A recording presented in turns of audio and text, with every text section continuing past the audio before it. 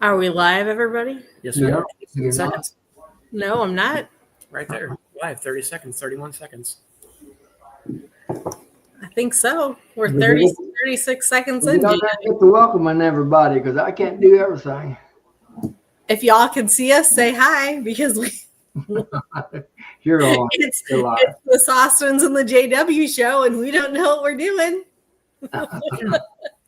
Now, look, if Matt would get on here, we'd say Irwin and Sons is what we would say. Yeah, Irwin, daughter, and sons. the clean guy and the two dirty rats. Mm-hmm. Well, that's Hey, how you I'm guys. changing the subject 100%. I want to make a comment to Holly Biggs. Have you seen her post on Facebook? They must be in Florida on vacation or something. Yeah, She took there's a pretty picture of those two girls and posted it on Facebook that I've seen. So you can tell Miss Holly that I was impressed with her picture take. I don't know what kind of camera she was using, Mhm. but she caught those girls in motion. They were on the beach and the sun was going down. It's really a nice picture. I didn't see it. You said Holly Biggs did that? Mhm. Yeah. Oh, so that's Nate's wife. Mm-hmm. Oh, yeah. Yeah. Okay. Yep. Yeah, they're on vacation. I'm not sure No, where. he's not. He's back. I just talked to him today. They must have just. I just talked But to you him. just Oh yeah, talked- they were gone over the weekend because they couldn't pick up their queen. That's right. Yeah. Well, they were on the beach someplace because I'd Yeah. say, it looks like they, maybe They must have Gulf been this Shores past or week. one of them rip-off joints down there on the Gulf, Or- Yeah.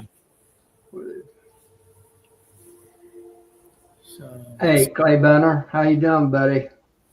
you got Mr. Bonner, got James Newell. You Yeah, got let Jonathan, you got Joey or Joseph? Joey's in here? I didn't see- No, I said Joey, Steve Rogers, and no, Joey's at the B club meeting. Yep. I was supposed to speak to him, but I told him I didn't have time. I was on special order for Get out of here.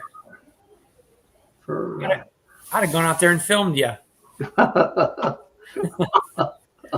been something else. Thanks for sharing it, Brian. So Joey, Ricky, I guess his daughter had something going on this evening with school or sports, so he wasn't going to be able to make it. So that's why we're doing the live tonight on our channel. Hopefully he'll have time next weekend. And JW was like, I don't remember how to do all that. It's been 3 weeks. Is that linked into the top? Yes, it's been. It's not.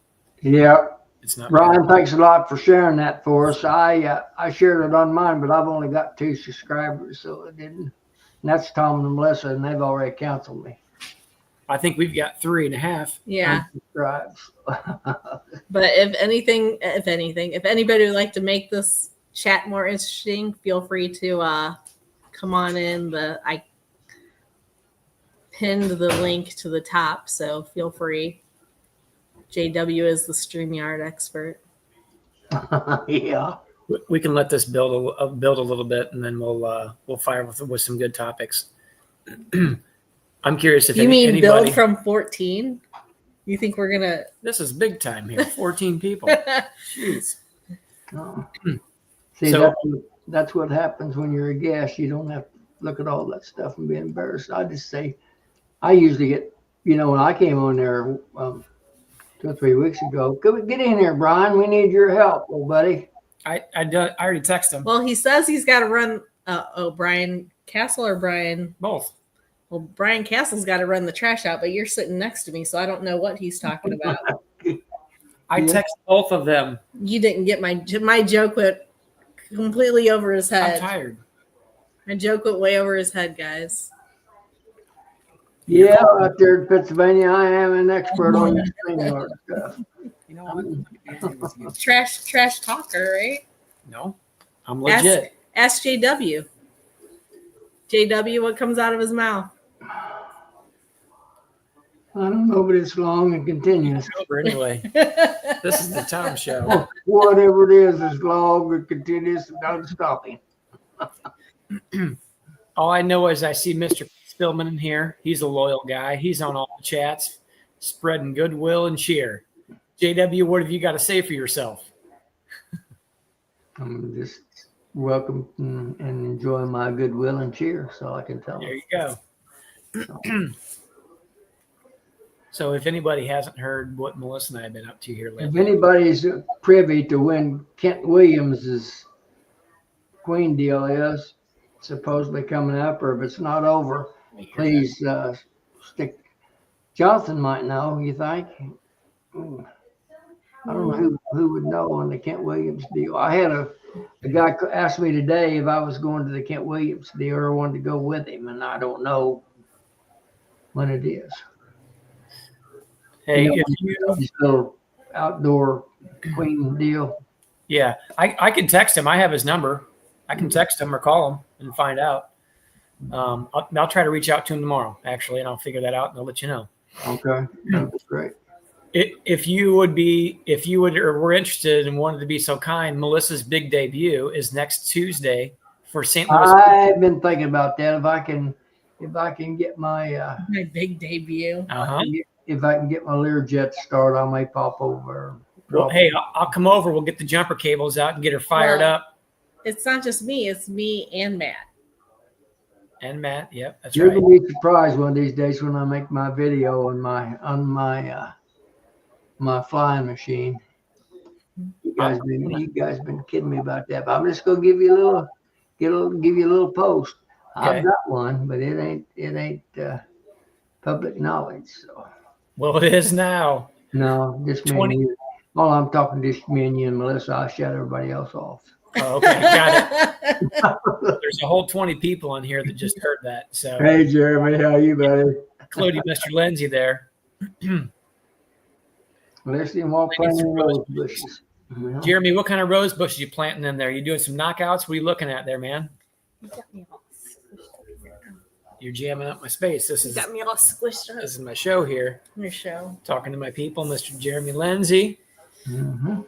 my favorite pal, Mr. Irwin here. Huh. Ben, Scott, Brian, Clay, Keith. Yep. Brian, come on. He's really Brian, you know what? I'm talking not Brian Coper, but Brian Zavada. You know, he used to be a pretty straight-laced fella. You know that, JW?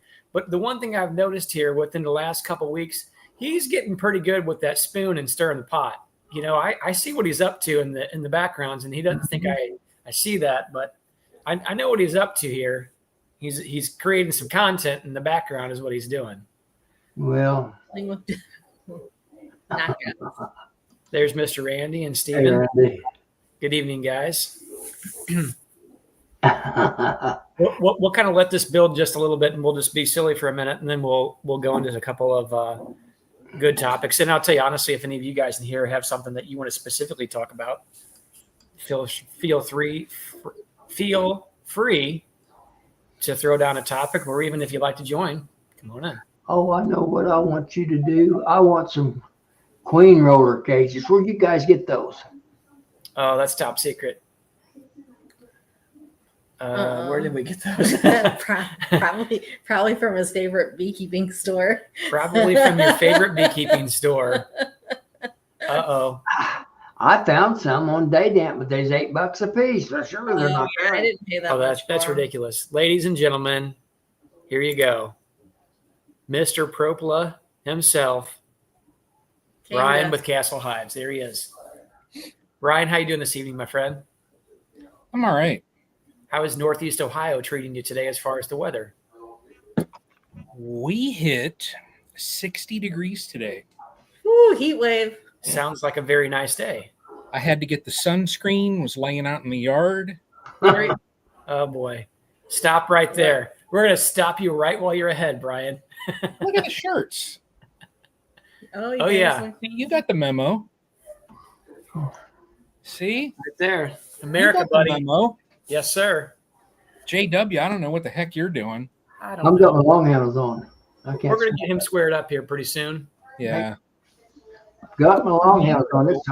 It's cold out here. It's 67, down to 67 already. That's cold. It's 53 right now here.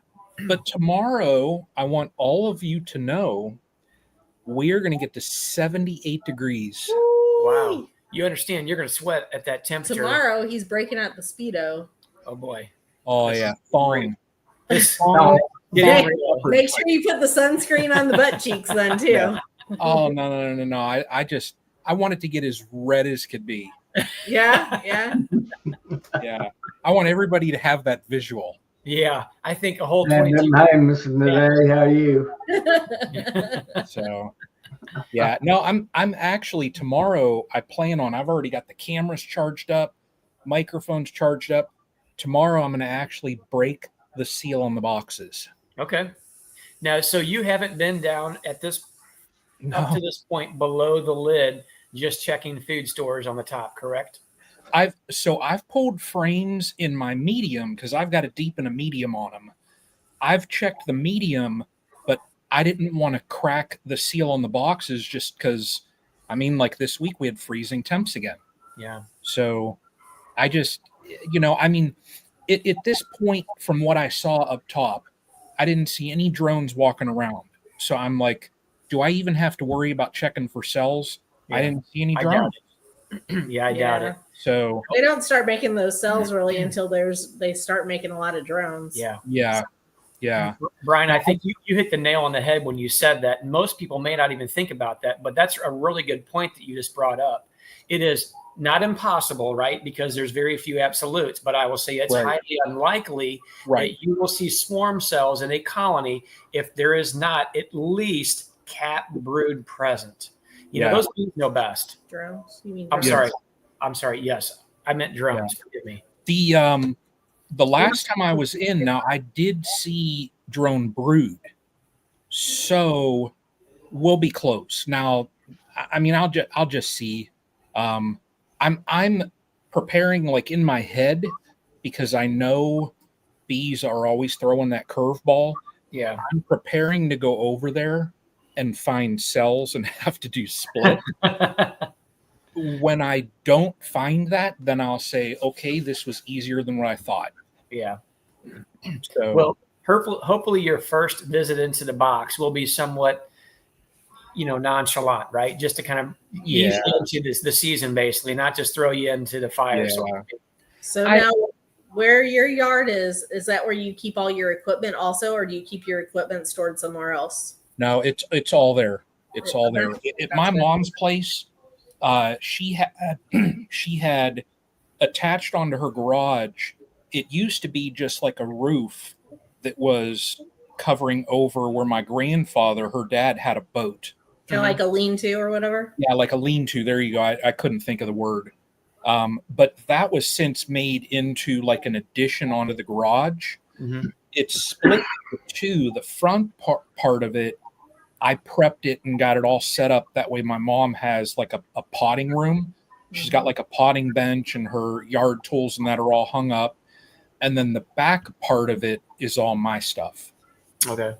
So it's all right there. And literally, like, if I grab a box from in that room, it's 60, 70 feet for me to walk out the door and where my colonies are. So I don't have to, like, I don't need a wheelbarrow. I don't need any type of like dolly. Mm-hmm. I can walk out into the yard with boxes. It's not that bad. Yeah. So I'm guessing that's the building we typically see that's in the videos. Is that right? You can Yep. see the backside of it. Yeah. Yep. That's it right there. Yeah. Very good. So now do you not keep any colonies at your house? I don't. I mean, like, I've spoken to my wife about it, but it's like, for me, it's just with the number of colonies I have, yes, it would be nice, but we've got the pup, and I 100% guarantee you he would get into them because he'll see bees on dandelions. And I actually saw bees on dandelions today in the yard. And I was sitting there with my phone, like, people are driving past, like, what is this idiot doing? But he'll literally run through and try and eat them, and he paws at them and gets stung. So I eliminate all that because he would end up getting lit up, like a puppy does. Yep. 100%. Yeah, we keep I don't know, anytime, just say about 10 or 10 to 15 hives in our backyard. Most of them smaller splits. Too. Yeah. We have like a 3rd-acre lot. We live in a subdivision and With absolutely no weeds in your yard. no Bingo. weeds. Yes. You got it. But we have no pets because our daughter's allergic to pet dander. So we have no pets of our own. But What all about of a our doodle? neighbors- Huh? Get a doodle. But yeah, then we have to find somebody to take care of it when we go out of town, and it's okay. We're good, pet free. That's all of our politicking times that JW talks about. But all of our neighbors on back up to us, on the sides of us, catty corner, they all have dogs. And our Okay. one neighbor to the back of us last year got a puppy, a black puppy, Mhm. a lab, cute as can be. Mhm. But Tom and I were out there working bees, and they were not happy at the time of the day that we were working them. And this puppy, Jamie didn't know that we were out there working bees. He just let the dog out to go potty. Oh my. And of course, it comes like straight to the backyard. And I just happened to see it. I'm like, Jamie, take the dog inside. I'm like, I'm only going to be out here for like 15 more minutes. Yeah. And of course, being a puppy, it doesn't want to go back inside. Oh Luckily, no, it no. stung, but it was a little bit, Yeah. Yeah. trying to corral the puppy so it doesn't get lit up from the not happy bees. Yeah. Yeah. I don't know if you remember my little dog that goes with me every place I go. That was out, I was out to the convergence with him. Little English cocker. JW, I forget what I did yesterday, let alone the puppy. that Yeah, you had Ricky's here. different. He goes Year and a every half place ago. I go, and Tom will verify this, except the bee yards. Yeah. Yeah. When I go to the bee yards, he's out of there. As soon as one bee's flying around and he catches a sight of it, he will jump back up in the Toyota and he'll be laying in the back seat. gone, long gone. He do not. He come Guaranteed. too many times. That's He'll awesome. go with me whoever through hell, but he won't go to the bee Yeah. yard. You know, like what I was thinking about too, because I used to have some colonies at the neighboring farmer's place. I had 2 colonies that I kept over there, and it just got to be a chore because if I needed anything and I didn't, I would try and think ahead, like, okay, think of any possible situation and bring the supplies. Mhm. If I forgot something, I'd have to drive 20 minutes to Yeah. go pick up whatever it is Yeah. and then come back. And so for me, it's just, I like everything in one spot. That way I don't have to worry about hauling equipment. My car, like I've got WeatherTech mats in the back of, I've got a Kia Sportage, so it's the SUV, but I've got the WeatherTech mats. There's still propolis that I cannot get off of that. I darn- bet. Yep. Mhm. And it's We- just we like, have- I was hauling equipment in that thing, and I'm like, I'm gonna end up tearing this car up, Oh yeah, definitely. real quick. Melissa has a Ford Explorer and she has one of those WeatherTech mats in the back as well, and it's really Yeah. handy putting stuff on. But I try not to use it as a hauling machine, Yeah, more as just to run around town and carry Right. people sort of Right. thing. That's what I have work trucks for, and we don't. And I'll tell you what, there's plenty of propolis on those. Plenty of Particularly, bee poop, propolis. oh, right now the one my truck particular, I washed the It's other yellow work truck polka today. dotted. It definitely has Yeah. yellow all over it at this point in Yeah. time. That's fine. I'm not worried about it. The Yeah. one thing about, you mentioned you like having all your stuff at your bee yard. Obviously, we can't do that because we've got several different bee yards. yeah, But that's one of the reasons that we take pictures of each yard when we finish it. Mhm. That way, when we go back to that yard, we know exactly what we have there, what we need to take. yeah, Because when we load up the truck, we look at those pictures from the last time we were there. If we're going to super all the hives, we know exactly how many hives are there, how many supers we need to have. And if anything, we'll load more equipment than what we need just to err Yeah. on the side of caution, because you yeah, never know once you get there, is there going to be a swarm hanging in a tree, or is there going to be this, Right. that, or the other thing? right. So- I just started on my phone. I'm Mhm. starting. I have like an inventory, and I've been going through all of my stuff, and that's on my agenda for tomorrow. Like I've got what's out in the yard, I've got what's in the front room. I've got some boxes stacked up in there, but I'm going to go through the rest of it here. That way I'll know in a week I'll be going down to help out Greg when he has his package pickup. So that way if I need like any bottom boards, I can pick them up.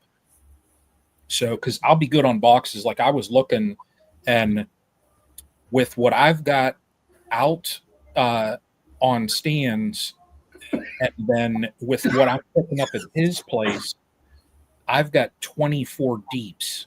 Mm-hmm. And now I know there's other ones in the main room. I've probably got 10 more in there, so I probably have 30 some deeps. Mediums, I know. I know I probably have 30 or 40 mediums. So box wise, I'm pretty solid. Yeah. It's just the bottom boards in that. I've got some older bottom boards that are getting kind of beat up, and I'm starting out this year. If anything is beat up looking, it's going on the burn pile, and I'm just gonna get wax dipped. Yep. So what kind of bottom boards you run 10 frame equipment, right? Yeah. What kind of bottom boards do you run? Like the flat ones, the angled ones, or what are you running? The flat ones, just flat. Now I do have like 7 or 8 of the Apame bottom boards. But I don't think I'm going to buy any more of those. I mean, the price of them is one thing, they're what, $60 for a bottom board. Yeah. But I wanted them they're good for the entrance reducers, the mouse guards, the pollen trap, all that. Yeah. But I'm just going to Greg has really nice, just wax dipped solid bottoms. And I'm just going to get those. They're a good price. Yeah. Yeah. I like the Apame bottom boards just for the pollen trapping part personally. Yeah. Now when we first started, we were running all the angled bottom boards. The ones with the slanted fronts. The slanted front Right, ones. right, And yeah. we've gotten away from those because number one, they're more expensive. And we run mostly screen bottom boards too. And we've kind of gotten away from those because number one, they're more expensive. They take up more room in storage actually. And then we kind of switched to the flat bottom boards, but these last ones that Tom ordered are the ones the flat bottom boards that you can flip to either side. And it's what, 3. Well, those are actually solid bottom Yeah, they're boards. solid. They're not screened. The gentleman actually thought he had screened when I ordered like another 50 highs from him. And he didn't realize that he didn't have the screen bottom boards. And I said, well, that's all right. Don't worry about it. I'll take everything else. And he said, well, I want to make it right. I'll make you a deal on them. And he really did. And it was a deal I couldn't pass up. So we have 40 or 50 of those, which they work fine. I just so on a solid bottom board, what I've done, and I'm curious to know what anybody else in the chat has done with if they run solid bottom boards. I typically, when I set up my stands, I can put 5 hives on each stand. They're about 10 feet long. I usually, when I level them off, I break the level bubble going forward. So when I set the colonies on there, if there was any water that ran in and you didn't have a bottom board, if it runs inside, it'll immediately back out because the bubble, tips forward. Right. Now, what I did do, because things move a little bit from year to year and such, winter, freeze and thaw, I drilled in the back side of it 2 half-inch holes in the back corner. So if there was any water that got in there, it would drain out. And I did notice that this last year was my first year running them. I didn't notice them propolizing any of those holes up. So I'm curious if anybody like you guys here or in the chats that run a solid bottom board, do you make any kind of provision to drilling holes in it? Do you not worry about it? How do you guys deal with that? Because I only have 1 year of experience running a large majority of them. But the nice thing about those is you don't need an end introducer because the opening is how wide is it? 3/8 of an inch. 3/8. Yeah. Because those introducers are just another piece of equipment that you have to keep track of and whatnot. So it's nice not having to deal with those too. Well, but on everything else that we've got, we put those entrance reducers in because they're on that 3/4 inch side, and we dumb it down to what is that, roughly maybe 3.5 inches wide by 3/8 or so. Yeah. We leave them in All year round. I mean, That's big hives, small hives, They just stay in. Yeah. And I was thinking about doing that. Well, I can tell you my experience, I have not noticed much of any difference either way. When it's hot outside and there's not much blooming, there's not much nectar flowing, those bees will hang out on the front porch regardless. Mm-hmm. I think people often think about that like, well, they don't have enough ventilation. But I'll tell you what, if you ever put your hand in front of a colony when they're fanning up the entrance, you can feel the air movement going in and out of that colony very easily. Oh, yeah. I think bees do a very good job of climate control, particularly when they have access to water in hotter climates and such. They say that they'll actually hang droplets of water inside the colony, and when they move air in past there, past the entrance, it's almost like an air conditioner unit, basically. Wow.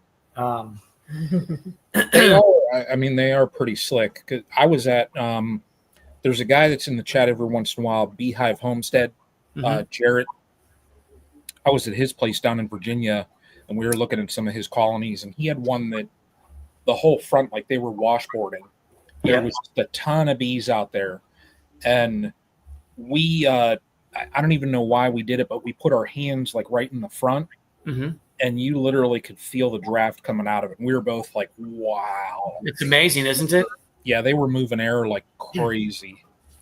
Another thing that I think is really fascinating is like for you, you'll be able to see this now when you get into those colonies here when it's 60 degrees or whatever it is, and they have brood present. You can almost tell if there's brood present in the colony because we use like a nitrile style glove. Melissa gets one on. They're like an 8 mil thick, so they don't split as easily, but it helps to keep the propolis and such off your hand. Right. And the bees pay less attention to us with those on. Now they can sting through them just fine. Yeah. But we utilize those almost all the time. And I'll tell you, you can feel when you pop the top on that lid this time of year, say it's a little bit cool outside, and if there's brood present, when you put your hand over the top of that, even through an 8 mil nitrile style glove, you can feel the heat at 94 degrees hitting your hands. And it's pretty amazing that these little small insects can create that kind of heat signature in chilly temperatures. Right. Yeah, I know. There's something. Yeah. Yeah. Yeah, I tell you, it's going to get busy here very fast. So I was looking at the forecast. I was looking at the forecast, and we don't have, like, they switched it. We had like 2 days where it was in the 50s, and they've switched it. We don't have another day that is not in the 60s or 70s in the next 2 week forecast. So, and we should typically, they said like, I think our average should be around 61 or so, like right now. Okay. So like when we've been having these 40-degree days, that's really abnormal. It's not the norm for this time of year right here. Yeah. So, but it's okay. I mean, it's fine. So right now where you're at, would you say that you're a little bit behind in the temperatures from where you are normally at, or just the last year or two? What does that look like for you? We're behind. Behind? Yep. Yeah, we're behind. JW, what do you think you are in your area? Do you think you're behind, about normal? What do you think in your area? I've told you all along this year, according to my previous records, I'm running about 2 weeks behind. 17 2 weeks. 2 weeks. Okay. 17 days. So My flow is starting. I'm going to have a full flow, I think, within the next week. you think so? I've got, if nothing else, I've got enough autumn olive, and the bees are working the heck out of it. Oh, yeah. Yeah, we have a lot of autumn olive blooming. So the things I noticed we still have blooming here in St. Louis, we're on the tail end of the redbud. We have dogwoods blooming, autumn olives hitting hot and heavy, plenty of dandelions, not in my own yard. Let's see, the henbit. He's lying, Brian. He's got some. I planted some in his right after the spring. He just didn't go to admit it. Hey, That's how JW, that's how he is. He gets on here and he just puts on, he acts. Mm.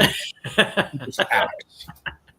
It's all political jargon, it's just like all those other politicians, both sides. Hot air. That's all. Yep. When he was talking about air blowing out of a colony, That's exactly right. we That know was- what he's talking about right now. 100%. 100%. So I was just looking at my tulip poplar tree that I have in my backyard, and I can start to see the beginnings of a bloom. It's not there yet, but I can start to see the beginnings of it. So I'm wondering, because I see Brian C's comment down here. He's in West Tennessee, and he's saying that his are actually blooming right now.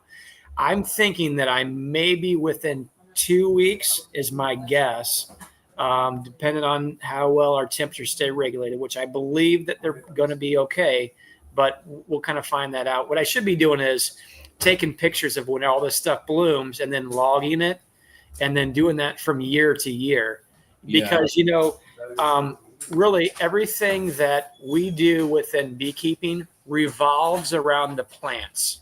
So whenever the temperatures peak and the ground temps hit a certain temperature and these plants start to throw these blooms out there, that's when you and I start to realize our pollen flows, right? The bees start to brood up, all these fun things start to carry into high gear. Yeah. And that's when our season really, really kicks it off pretty hot and heavy. It's funny because since I started beekeeping, I've been more in tune also when I drop my garden in the ground. Okay. Yep. And Just- when does that typically happen for you? Usually around here, people did not put their vegetables in the ground until Memorial Day. Wow. Memorial Day weekend is a big weekend when people put flowers, their gardening and everything. Yep. I'm usually 2 or 3 weeks earlier than that. Okay. And people, they look at me, and I get it every year from certain relatives. They're like, "You're nuts for putting your garden in this early." And I'm like, "Yeah, you're going to see. You'll see." And every year it's the same. When my plants are twice the size of theirs, I'm like, "Huh, I'm kind of crazy for putting plants in when I did, huh?" And they're like, "Oh, just shut up." Hey, be careful though, Brian. Mother Nature's going to humble you one of these days. That's what's going to happen. She's going to throw that in there and be like, "All right, I got you." Yeah. Well, it gets to a certain point that, like, I know we won't get snow after a certain point. It's just, if we get a little bit of a freeze, you can always cover them up. Oh yeah. Yeah. So, but yeah, I mean, I've been pretty lucky in the last few years. So last year I had my darn garden in April. That's really soon. So Oh, yeah. typically so I was talking to a gentleman, I keep bees on his property that's only about maybe, 6 or 7 miles from my place, retired fellow.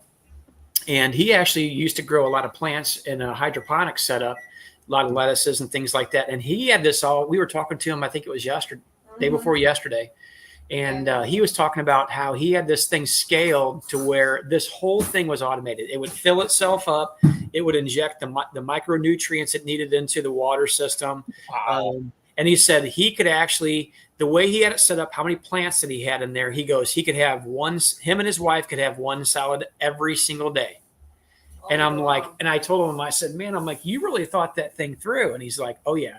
He goes, "Don't ask my wife about this hydroponic setup though." He goes, when somebody asks her about it, she gets mad because he goes, "I spent a lot of money on it." And I'm looking at all the fittings, the hoses, I mean, everything that he built. And I'm like, yeah, I'm pretty sure this whole system is fully automated. He said, he goes, "I can leave and come back in a week." And he goes, "The thing is still on par." So I thought that was pretty cool. Yeah. But he was talking about not putting in his vegetable plants. I thought he said until probably closer to the beginning of May, but typically around here, we can use as a rule of thumb, we can usually say by about April 15th, that's about our last frost. Okay. That's not hard. That's kind of a soft, Yeah. Yeah. line here, right? But I remember back in the day, my grandmother used to put out a huge garden, and that's when she would she'd pull out all the stops, and she'd have plants out there pretty early, but she'd do a few things to kind of keep a little like a little microclimate around them, things like that, just to try to keep them from. Yeah, she used to, one little trick she used to do I thought was kind of cool. She'd take a 1 gallon milk jug, she'd cut the bottom of it off, and she'd stick it over the plant. So it was kind of like a little greenhouse. Yep. And she put them out about a week, maybe a week and a half, 2 weeks early. And, you kind of have to watch Mother Nature, though. Missouri is probably much like Ohio, where you can get a lot of flip-flop temperatures about this time. Oh, yeah. So that's something to pay attention to, I think. I'm looking, and our low, we've got one day, next Tuesday, it says our low is going to be 42. But other than that, 49 is a low, 47, 47, 46. So we're, this cold snap that we've had, it's done. Mm-hmm. So yeah, I think we're probably past ours too. It can, looking at the temperatures 2 weeks out, I always look at that. I look at that for a lot of different reasons. If I'm putting out fertilizers and things like that, or if I'm going to be spraying something, I want to know what the temperature is going to look like, what the weather is going to look like, because everything is really kind of dictates the weather. Really, tells us kind of what we can do, what we can get. So that's kind of, I try to follow that as close as I can. You guys lie too, so I got today, so just did some things in the garden that I'm just prepping stuff, cleaning up from the winter and all that stuff, and but then I got my second box for that hex hive. Yeah, I got the foundation cut and fit into the frame, so I've got 2 boxes now for that hex hive that have heavy waxed Premier foundation in it. Okay. So it's set up. I'll be good. I mean, 2 boxes in there. I've got enough foundation that I can do 3 boxes, and I have 3 boxes printed. Mm-hmm. I probably will end up having to do a 4th box just to give myself some room. Okay. I was thinking on doing something crazy with that, though, Tom. I was thinking on printing a second tower. Yeah. That's only 2 boxes. And there's a way they have like they have a connector so you can actually connect the stacks. Really?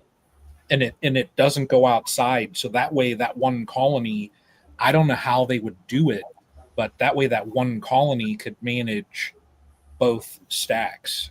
So would you run that as like 2 colonies, each with the queen, and then queen exclude, and then let the entrance, combine? That's almost like I don't know. Ian does something like that with his nucleus colonies, and it gets him to build a honey crop too, which I think is absolutely ingenious. Try and extract everything you can out of that colony, as far as but you're on his level.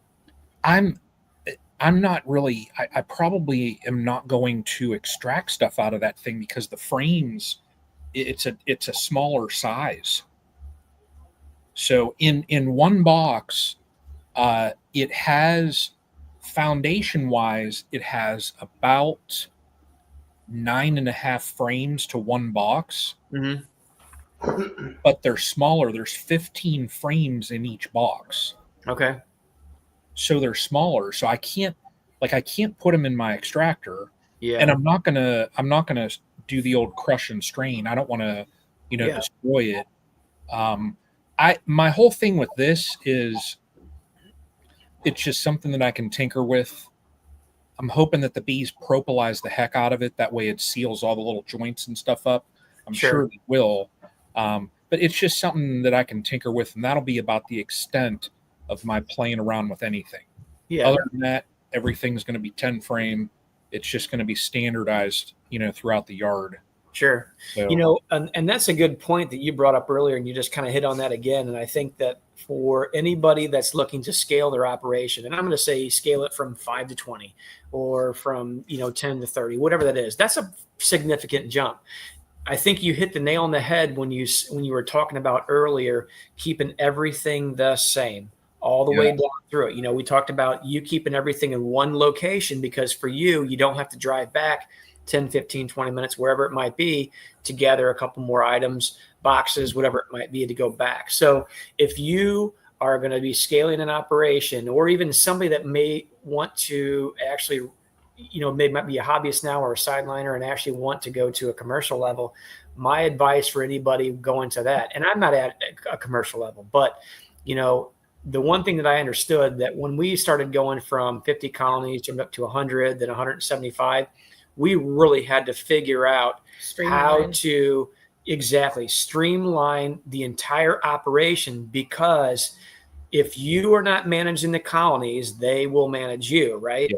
So you have to figure out the best practices, and often you can simplify things by going the exact same equipment all the way through the operation. Don't run 10s and 8s. You know, don't run 6 different styles of hives. Some of them have these feeders. Some of them keeping same will definitely allow you to cut time and be more efficient inside your colonies. When it really boils down to it. Tuesday, when I was down at the Fairfield County Beekeepers, when I went down to talk, that's one of the things that I speak on, was standardizing throughout your operation. And even like at a hobbyist scale, just because like when I had like 8 colonies, I had an Apame 7-frame nuke that I've got 3 boxes for it so I could stack it up. Okay. I've got at that point I had 10-frame Apames. Then I had 8-frame. I had 10-frame regular wooden, and at one point I had a horizontal hive. So I had all these different hive setups, and then like when it came to feeders, I had 3 style feeders, and I complicated everything. Yeah, literally everything that I did in that yard, I complicated. And I just got to a point that I was like, this is ridiculous. You know, first, and then I even had that poly hive, the polystyrene. Then I had so many different hive setups that I was just like, no more. You know, the horizontal ones, I can say this because Ricky's not around. I got rid of them. Okay. I'm not going to use them, just nothing against them, but sure. I just am never going to use them. So they, believe it or not, they went on a burn pile. Okay. I had other stuff, burn pile. Yeah. The poly hives, they went in the trash. They were now the bees, they chewed the heck out of them anyways. I've heard people talk about that before. My bottom board and my outer cover on my poly setup, if I were to use them again, I would have to buy new because the bees chewed them up so bad. Wow. I had 2 deeps, 2 mediums for that one. The only usable equipment out of that entire setup is 1 deep and 1 medium. And I saved those just so I can keep frames in them. Sure. But, well, Melissa and I have, as far as our equipment, we've talked about this before, but, you know, running all 8-frame equipment, that's kind of what we started with. I did acquire a bunch of 10-frame along the way when I'd buy out an operation or a small beekeeper that had some stuff, whatever. I just buy the whole thing out and I'd keep what I wanted, sell off what I didn't. And when I got to a point or a place, like I said, this was a few years ago. Now, when I got to a place where I told Melissa, I'm like, you know, you get out to a bee yard and you realize you forgot something, or you had 8-frame boxes, but you didn't have the 10-frame box that you need. It was very frustrating for me because I felt like I was spinning my wheels out there. I don't have any time to mess with this. I'm super frustrated right now. This is not working out. And I'm like, we have to build efficiencies into this operation. Otherwise, this is just going to kill time for me. You know, I don't mind working late in the evening. That's not a problem for me. I don't mind working the weekends when I'm, you know, to handle bees and things like that. But at the end of the day, I think that was one of the best decisions that I have ever made, was running the same equipment. Now, I will say there's a few things that Melissa and I do have that are not part of our standard operation. Now, most of those stay here. So all of them stay here. We have 2 10-frame Apames. We keep them here. She likes to pollen trap from time to time. Mm-hmm. So that's what those are for. I have some of the 7-frame. I have 4 of them that I bought. I acquired some from JW as well. I mainly am only going to use those just for mating queens in, and then grow in colonies. As soon as they get into a production size, 8 frame equipment out to another yard. Boom, they get moved. And then our horizontal hives are here. And then our horizontal hives, those were, I have 3. I had to pull one of them back because it had a little bit of a wood rot on it. So I just pulled it back for now. And we've got 2 decorative ones I got from Ricky. We kind of use those more as a resource hive, if you will. Melissa built a little bit of that comb honey in the jar when you flip it upside down. Yeah. That's kind of a cool thing. People really get a kick out of that. Bit of a novelty, but it works. Right. And, so those are just kind of like our play around kind of hives, nothing that we're really looking to do any type of, real production in, but it's easy for her too. She can grab, if we can put a colony in there that I really like over here at the house. If we have a colony that's absolutely superb, we're like, move it out of a production colony, move it back here into our yard. We can babysit it.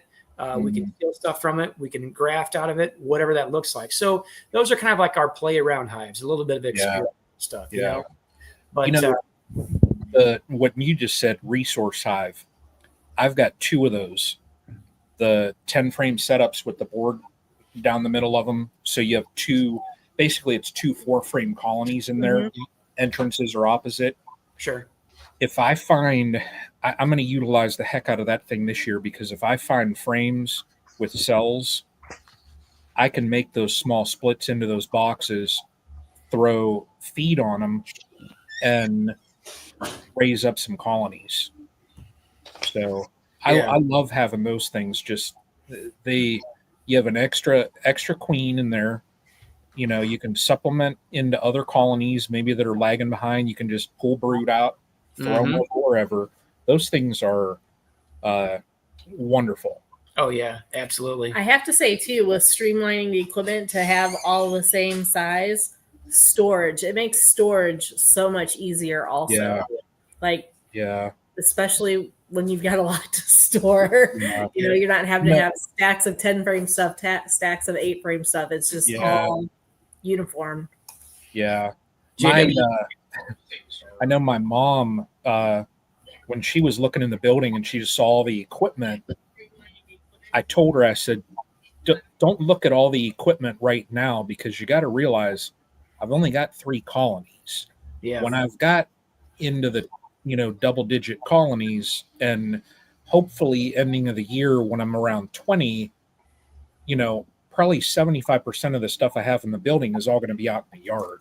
Yeah. So that building will get emptied out pretty quick here. Yeah.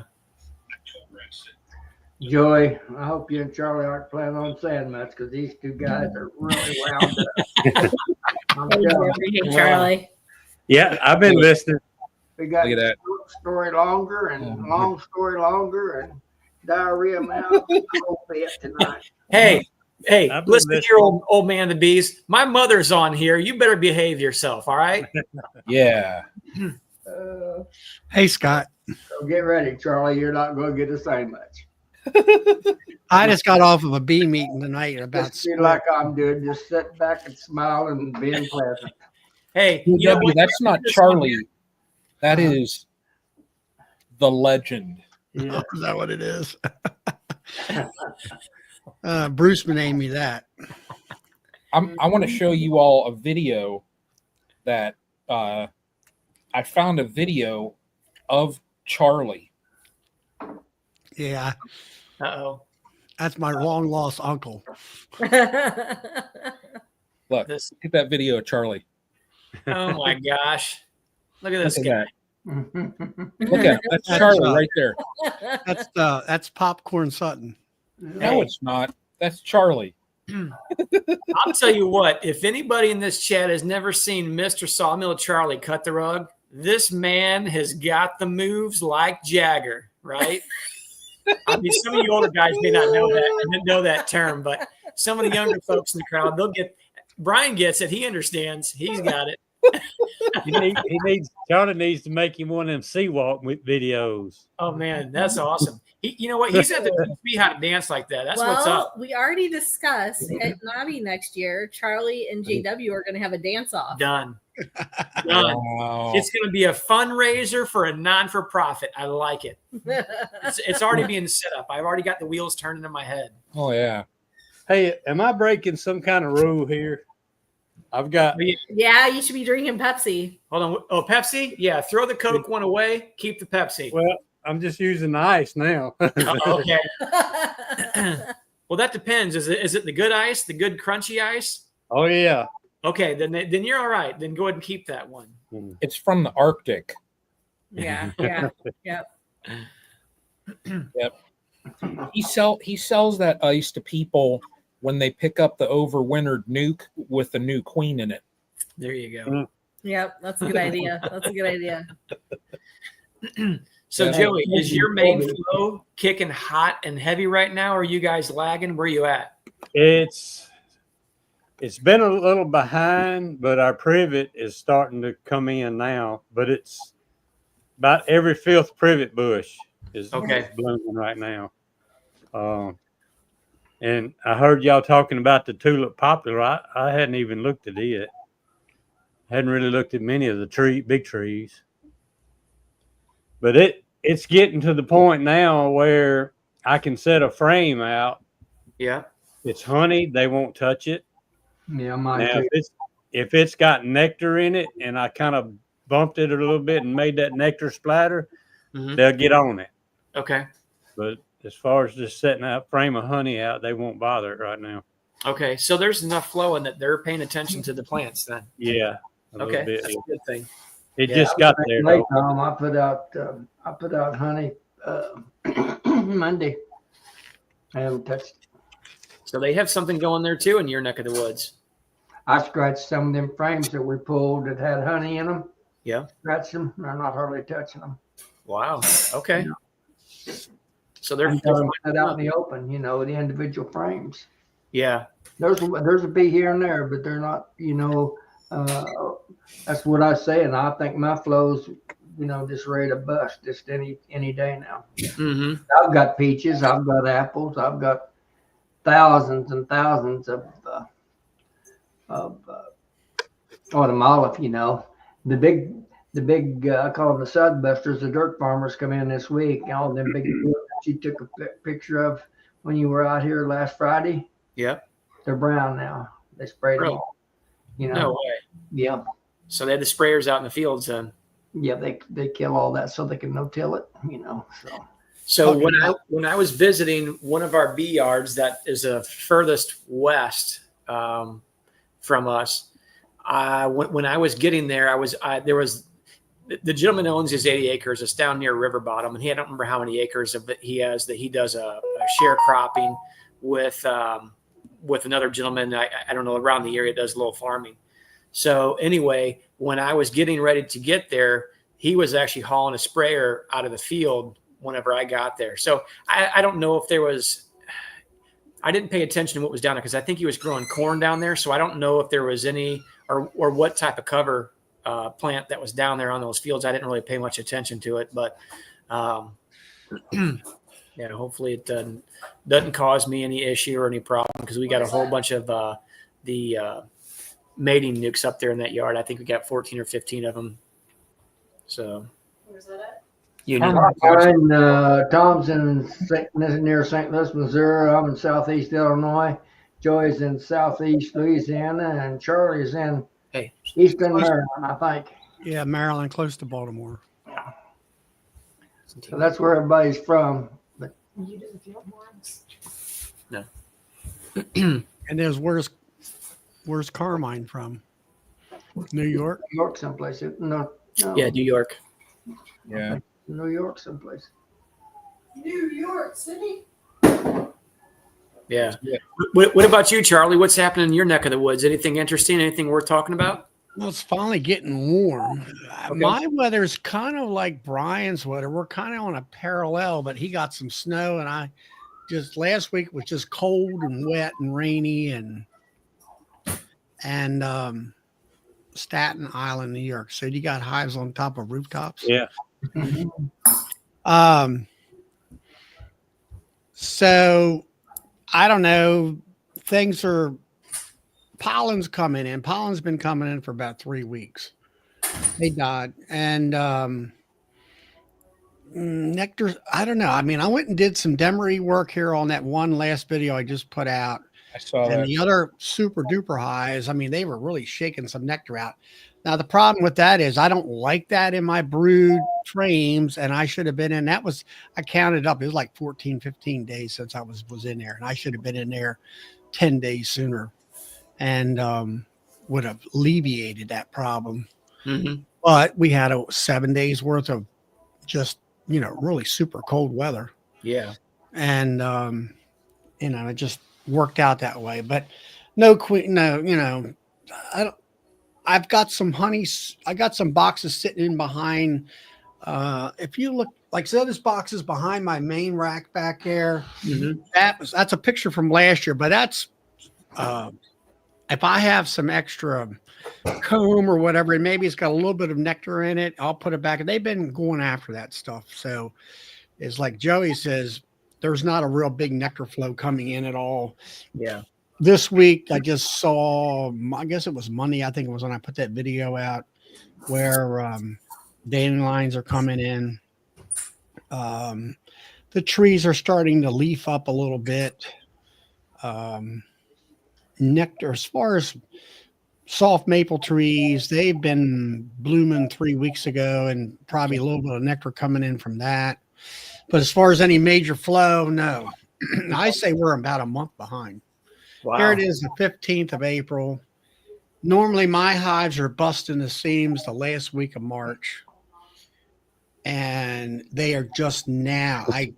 Last Sunday, I demerate all the ones that are right behind me there.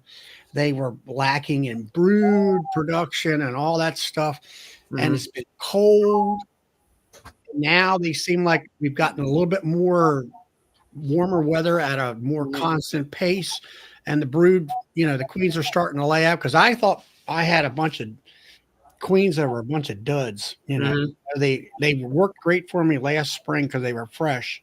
Okay. And I'm like looking at these queens, and I'm like, after last year, I am really scrupulous about looking at the queens and are you doing the job? And if you're not, you're getting replaced. Yeah. And they all are going to get replaced this year. Mm-hmm. By June or July. Well, let's say July.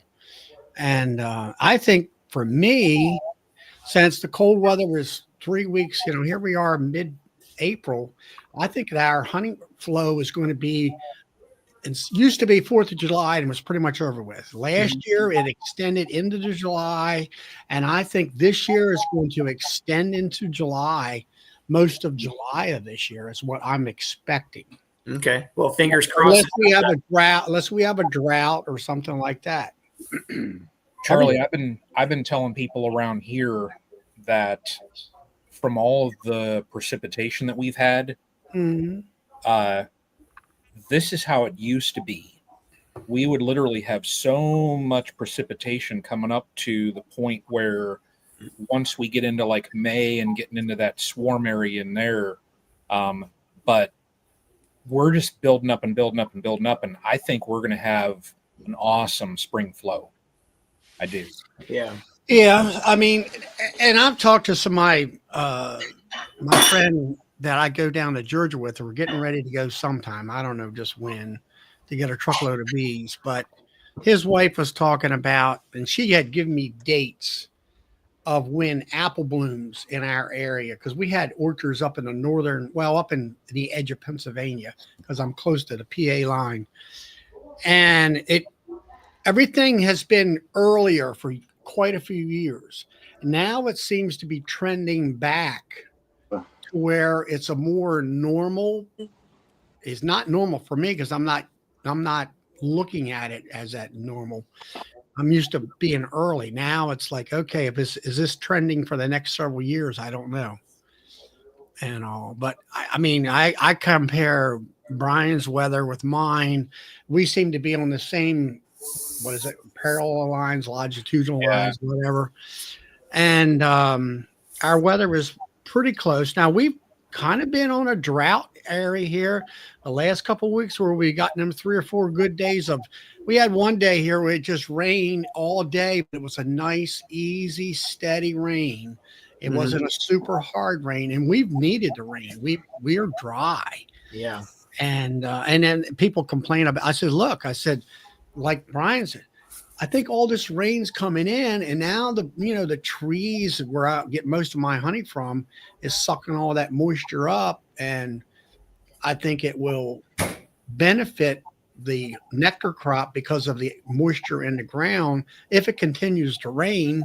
Yeah. For our flow.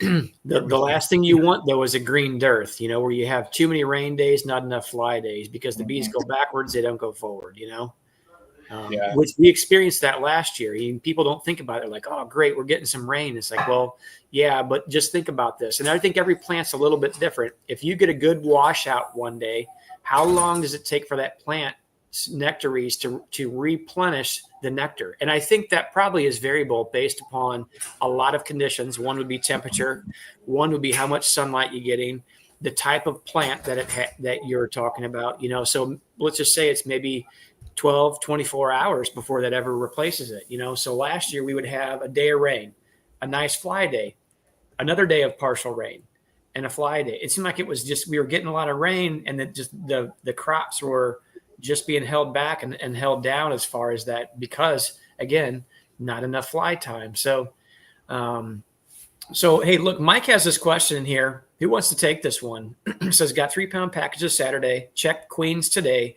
2 are great, 1 queen, and all the attendants are dead in the cage. Any ideas? Want to know what happened to me? My very first package that I got, when I very first were they alive on delivery? Yep. So I installed my package. Okay. Went back a week later, and I went in to check. I looked, everything within the queen cage, just like that, dead. And I thought, oh no. So I called up the place and I said, my queen is dead. I don't know what happened, and they said, did they chew through the candy? And I said, no, I mean, she's dead in the cage. They said, and the lady was nice. She said, okay, it happens. She said, walk down and do an inspection. She said, odds are when they were shaking the bees, there's another queen in there. And sure enough, and that's what I found. I pulled up a frame and I saw eggs, and I was like, and then I'm thinking, oh no, I got a laying worker, And then I found this nice juicy queen, and I thought, whew, So there was already one in the mix. Yeah. Yep. It happens. And they had accepted her, and the one in the cage, they said, no, you're not coming in here. So that's just one scenario. Yeah. Well, now my question is, he got them on Saturday. It's Thursday. Are they still in the 3-pound package in the cage, or are they in a hive with a queen, queen cage in the hive? Yeah. Hey, Mike, if you want to clarify for that, that may help out.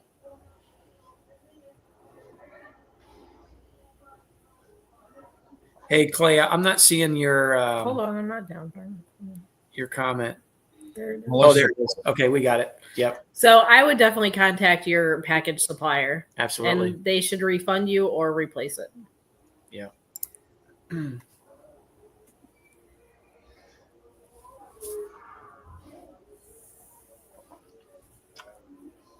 Well, Clay, that's definitely one way to do it. No queen present, they'll definitely build some cells for you, but that's for sure.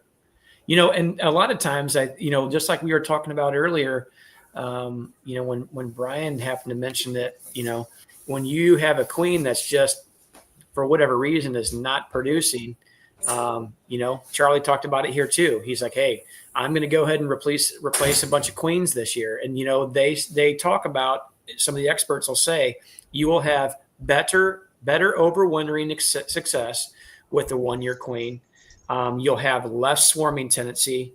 And I mean, overall, you'll have better colony health because you have that vigor from a newer mated queen inside there. So, I would say there's no reason, if you like the genetics within your colonies, particularly the one you pulled the eggs from, and what drones that you might have around your area, I would say that, absolutely, let them make their own queen. I think the bees do best at it. There's always some level of uncertainty or things that can go wrong when you're trying to introduce, mated queens. Matt and I were talking about this morning, actually, on a phone conversation, how we're like, I said, I noticed when I put queens in, I taped the ends of the JCBZ cage over the candy plug. And the 1 yard that I built these in, I didn't have a chance to pull my excess brood above a queen excluder and let it start aging out just a little bit before I made my split. So there had to have been ripe age larvae in there for them to build queen cells on. And I'm glad that I looked at them, because I think I had a dozen to 15 splits in this 1 yard particular. And what I did is I was getting ready to pull all the tape off there. And I thought, you know what, I'm just going to, before I picked the queen in the cage, set her aside, and I pulled up just the brood frames. And I'll tell you what, in almost every one of those colonies, they had emergency queen cells built. And I'll tell you exactly what would have happened. As soon as those queens would have released, they would have killed every single one of them and set every one of those colonies back 30 days. So I'm glad that I actually went in there and did it. Now, everything else should have been fine because it sat above a queen excluder for like 4 days. Some of it was like Everything 5 would have days. aged out. So it had aged out to the point to where it leaves them fairly hopelessly queenless at that point. So they don't have much choice than to accept what I've given them and get back on track. Well, now let's go back to Mike's question. All right, so he's got a queen in a queen cage in a hive, but the attendants are dead. So they either aged out or whatever. I think what it was is he got 3 packages, and one of the packages arrived dead. Yeah, is the way I read it. My next question. Let me see if I can find it again. My next question. He said the attendants were dead with the queen. The queen and the attendants are dead in the cage. Mm-hmm. Queen is dead too? Yeah. Yeah. Oh, okay. I thought the queen was still alive. Which means they didn't take care of her. They weren't feeding her. The attendants in the hive that he put, or the package that they were put in, they were not feeding her. You know what you could do, Tom? You know what I'm going to say. Yep, I know exactly what you're going to say. When in doubt, egg it out. That's what they did there. What did you say, Brian? You got covered up. I said, when in doubt, egg it out. Okay. Throw a frame of eggs in there. If they start making cells, you don't have queen. Yeah. But, hey, Clay, a question I would have for you is, where you're at this time of year, do you have a lot of predators of queens? Dragonflies, barn swallow birds, things of that nature. Something that'll go in there and feast on them. If you have a lot of them in your area, that would the only thing that would make me nervous when I look at bee yards. Like, I'll give you, for example, one of the bee yards that we have is between 2 basically hay pastures for cattle. And it's sectioned off with a pond, and that's where we keep our hives at. And the only thing I was noticing was some of the scrub brush, and I think there's some mulberry trees that are starting to grow in the fence line there that they're getting ready to clear out. A little bit of autumn olive was in there too, actually. And I when I go down there, I pay attention. I see birds roosting in the are kind of just hanging out inside these trees there along that. And I'm like, I know exactly what they're doing. They're feasting on any of the probably the foragers that are heading in and out, which is fine. They can have some of my foragers, but they can't have my queens, right? Charlie, here's Mike's question again, so you can read it again.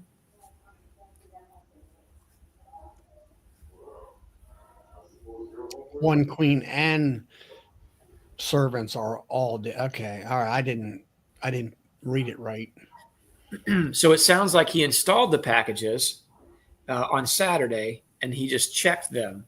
and that's what he found. So they obviously were not tending to her.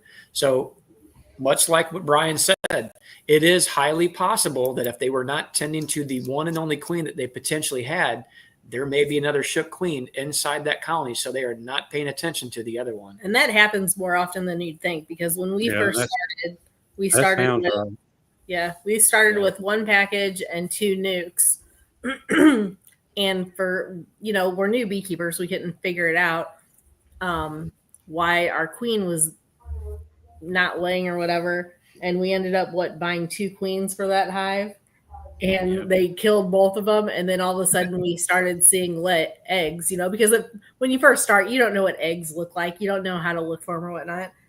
And then we're like, wait a minute, there's eggs in here. There had to have been a queen in here the whole time. And we just kept introducing queens. Mm-hmm. So I think it happens more often than people And if realize. they had that shook queen in there, she was a lot older than the queen they had caged, so her pheromone was a lot stronger. Mhm. Yeah. Yep. Absolutely. This is a really good question here that I think is variable. To that point, what percentage of queens don't make it back from their mating flight? It's really depends on your area, to be I quite agree. honest. Yep. Because we've The- always had pretty good returns, and We the do. time of year depends too. Because whenever there's more, middle of summer, there's going to be more dragonflies out and things like that. More So predators out there. yeah, it really just kind of. Isn't dragonflies more around water sources and stuff? I would say typically you'll probably see them in those areas. Yeah. Okay. We had the one year here in Northeast Ohio. We had so many dragonflies Mhm. that they were showing up on. We've got a little local airport. They were showing up on the radar. No way. That's crazy. That is craziness. They showed it on. They were talking about on the news, and you could see the patterns. Like they could tell it wasn't, an aircraft or anything like that. And then when they got looking at it and investigating it, it was just these areas that were just flooded with all these dragonflies. Yeah. Yeah. Normally, my queen return is 85 to 90%. Most years, 85 ish. Last Yeah. year, 90% or 95% or better.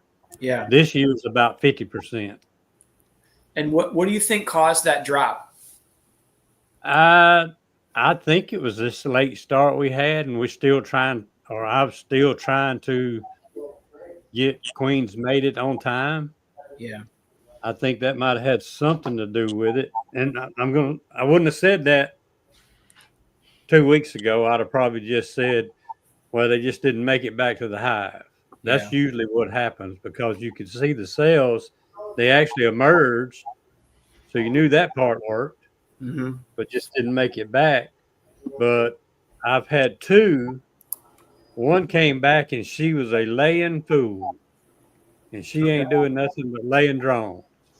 And No. another one came back and she started off sporadically laying drones around, but it's clearing up now. I won't sell her to nobody. I'll just keep her in my yard. Yeah. But I've been watching hers and it's cleared up a lot. So I just don't think they're getting mated Yeah. or mated right. Do you think that your drone population is low based upon what you've seen in past? Yeah, I think it is. Okay. Well, that would definitely have a bearing.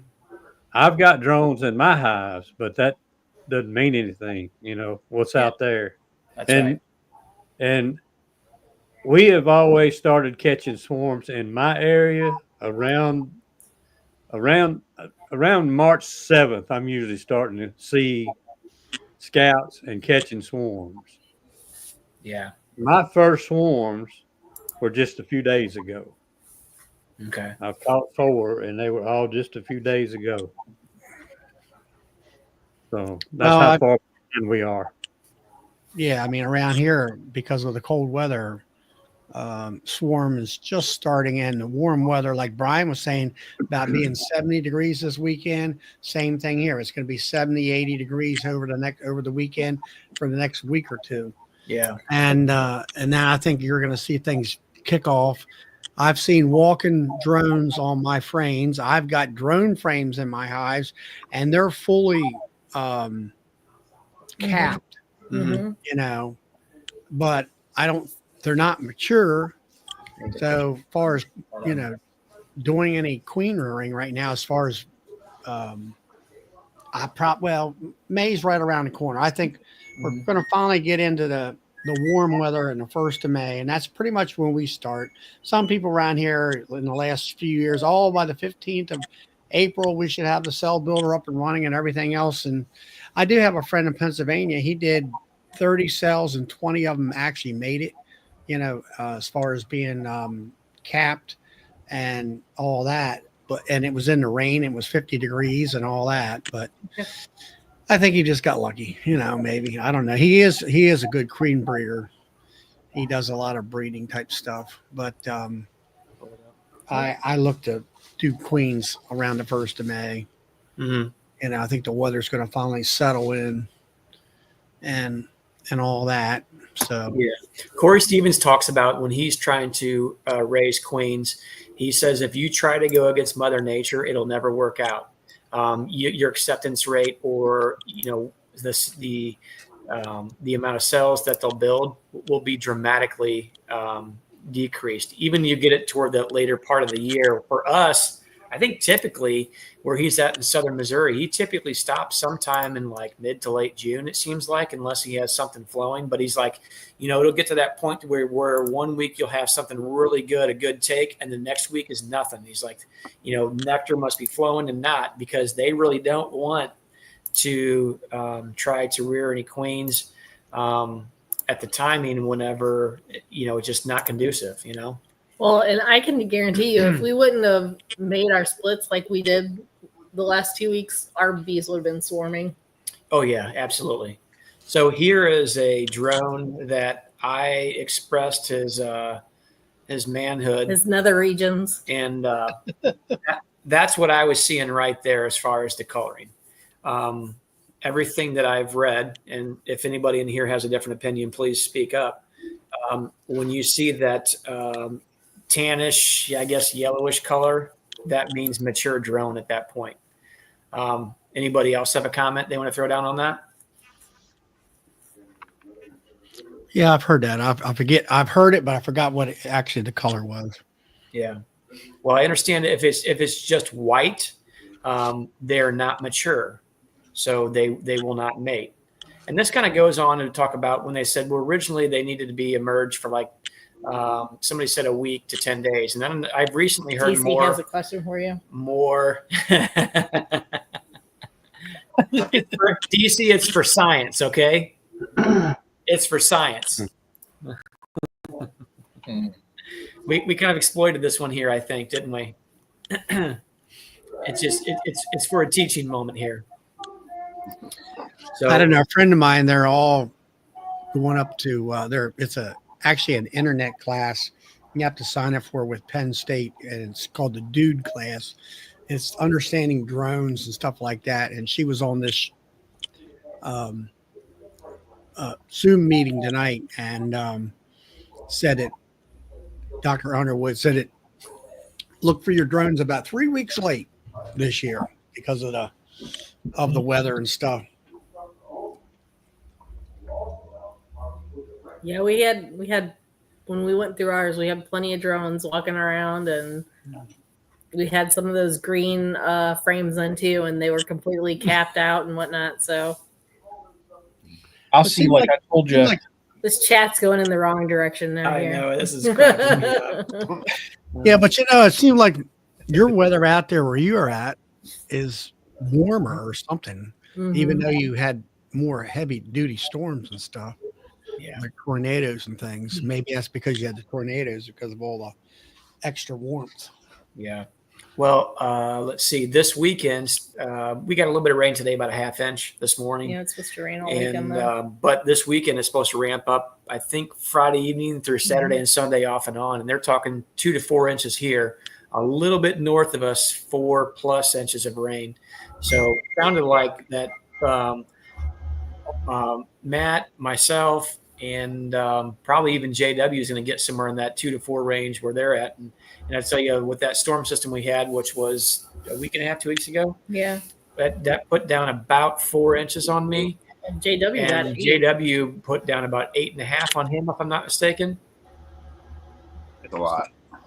It was a little Yeah, bit. somebody put out there in Louisville, Kentucky, along the river up there, and we Mhm. went out there where it's got that walking bridge with that circle thing that goes up to it, and we were there that New Year's Day, I guess it was, and it was where we parked at. It was pretty much flooded because there was a children's park off to the right, and that was all flooded. Yeah. If you was there today, Charlie, you'd be about 5 foot underwater top of your head. Is that right? Yeah. It's, Tom, we got a heck of a flow going here because every river we got's out. So they're all flowing good. So Yeah. I'd say we got a perfect flow. We don't Yeah. may not have for the bees, but we sure got for the water. Hey, Tom, check your phone. So one thing I would add as far as mating, or trying to time out your mating, like with the weather that's coming in through days of rain, I'm actually banking about a dozen virgins just to hold them back, in a queenless in my a cell starter. Basically, they're just sitting on top with a shim and just getting babysat for at least 3 more days until I can see that there's some clear weather for their flight. So that's one advantage of using an incubator to hatch them out. You can actually hold them if needs be. Rather, if they're in a nuke, just a queen cell, they're at the mercy of maybe taking off at the wrong time. But you can't control it anyway. It's just a little bit of control over the situation, I guess. Yeah. Now, when you hatch queens out in an incubator, I will preface with saying you need to make sure you immediately get some attendance in with her, Yeah. and not brand new nurse bees. You want to get bees that have a little bit of age on them. Yeah. Because those brand new, this was actually from Corey told us this. Yeah. Because those brand new nurse bees, they don't have the nutrition in them yet. So you need to get the bees that are already tending other larvae to be the attendants. He said So to me, you got to ask them if they're more than a week old then, huh? Yep. that's exactly it. Hey, How old are you? Joey, you got to card them. You got to card them when they're coming through. And like, ID, Yeah. please. So get Gotta make sure you're 18. Get them off an open milk brood frame. That's right. He also said you can also go to the nearest honey frame that's next to the brood that's there. And he goes, look for the ones that have the really fat, swollen bottoms. He goes, those are the ones that are full of nectar. And he goes, put those in there. He goes, if you try to put young, recently hatched nurse bees in there, he goes, they're going to end up dying and perishing within a couple days. So when Corey Stevens told me that, it was like a light bulb clicked. And I'm like, I never even thought about that, because in my head, I'm thinking, I want the youngest bees possible. Hold on, I'm trying to add that. Yep. Sorry about that. That's okay. I'm trying to. I don't. pull that one off. It'll fall off. Okay, gotcha. So yeah, I was thinking my own self. I wanted the youngest ones possible, but you don't, because they're nutrition deficient. So And you want how? Explain it again. You got the bees next to what? yes, okay. So when you have a virgin or you have a mated queen and you want to put a tenant in there because they'll feed her, right? Okay, what you don't want to choose the attendant bees that have just hatched. You don't want newly born bees in there. They're still in housekeeping. Exactly. He said, he goes, they're nutrition deficient. He goes, they can't even take care of themselves yet, hardly. He goes, you want some of the bees that are next to the brood nest that are on a honey frame, and you look for that swollen behind. He goes, they're full of nectar. He goes, those are the ones you want to drop in there. Mm-hmm. And again, for me, it was again like an epiphany, like a light bulb went off. I'm like, I never even thought about that, but it made so much sense when he said it. So ever since, I'll go ahead, have Matt. queen cells hatching in that incubator, but I have a battery box of nurse bees right here. I don't know if you can hear them. Oh yeah, Okay. open it up, Matt. No, I don't know. There's probably about 100, 150 nurse bees in here that I'll bring home. Good idea.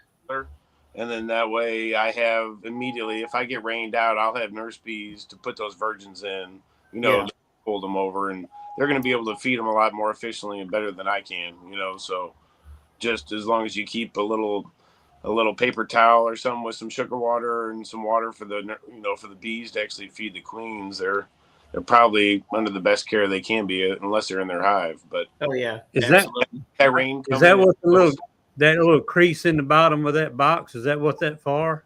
To roll up yeah. a paper towel and put in there? No, Yeah. not. Well, that's I'll go Yeah. grab one that can be that's opened. actually the Daisy Beezy, the queen cages. Well, I've got the same one, and I've used it today. I still got one queen left in it, but there's little ridges in the bottom on the outside, Yep. and it looks like it was made to actually hold something. I figured probably a little sugar water rag those or something down in there. to accept the end of the Daisy Beezy cage. No, I'm not talking about the dimples. I'm talking about the ridges On the Yeah. sides. outside. Yeah. Where's the ridges at? Right here. You're They're talking on the outside. Yeah, that looks like that would hold. No, down on the bottom. Yep. The little rectangle piece on the outside edge Yeah. is what you're referring to, right? That's hollow inside, and you could put a little rolled up paper towel with sugar water in it right in there. We're talking about this area here, Yeah. here, Yeah, and on each end. When you Mhm. spin it around, Hold if you on. can kind of see down inside there, it's difficult to kind of understand that. But yeah, like Joey said, that's a really good point. I never even thought about that, honestly. But that Well, makes I've always seen them where they put wet sponges in there. Yep. Yeah. You can do that too. sense. They put small little So sponges, I used mine this week, yesterday and today. I still got one queen left in it, but it's got the attendees bees in the cage with the queens. yeah. Yeah. Whenever I had them shipped to us, I didn't care as much about the queens that I was getting if they had attendants in the cages. He went ahead and put them in there, but 20. he asked me. He said, "Hey," he goes, "it was still a little bit chilly in the mornings when he was overnighting them to me coming out of Florida."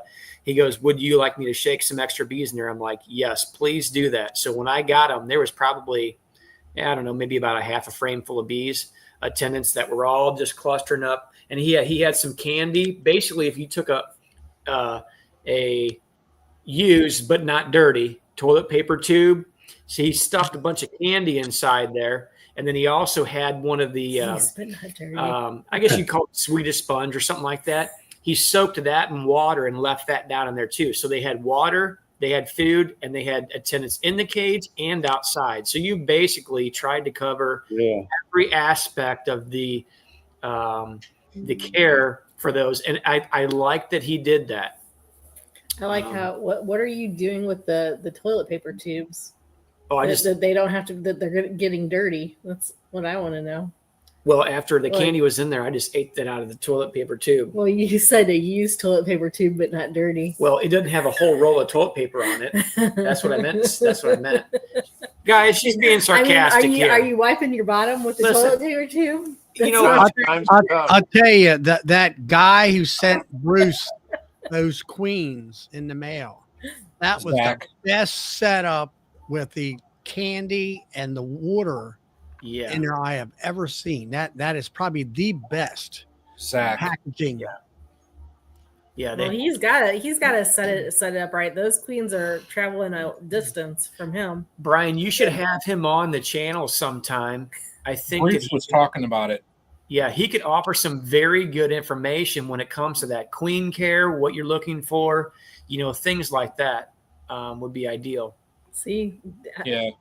DC wants to know how you Yeah, get. Carmine is, as far as I use Let's I'll answer Carmine. borrow a electric weed eater if I'm going to really trim up close. But like my highs right there, I just take my riding lawnmower in the middle of the day and go sailing down through there. Mm-hmm.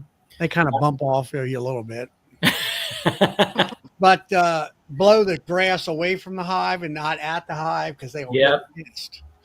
What I do is if my boys get in trouble and they start acting a fool, what I do is I send them down there in the bee yard with no protection, and I'm like, go trim those hives, and then they'll get you tuned up. You know, that's how you make men out of boys.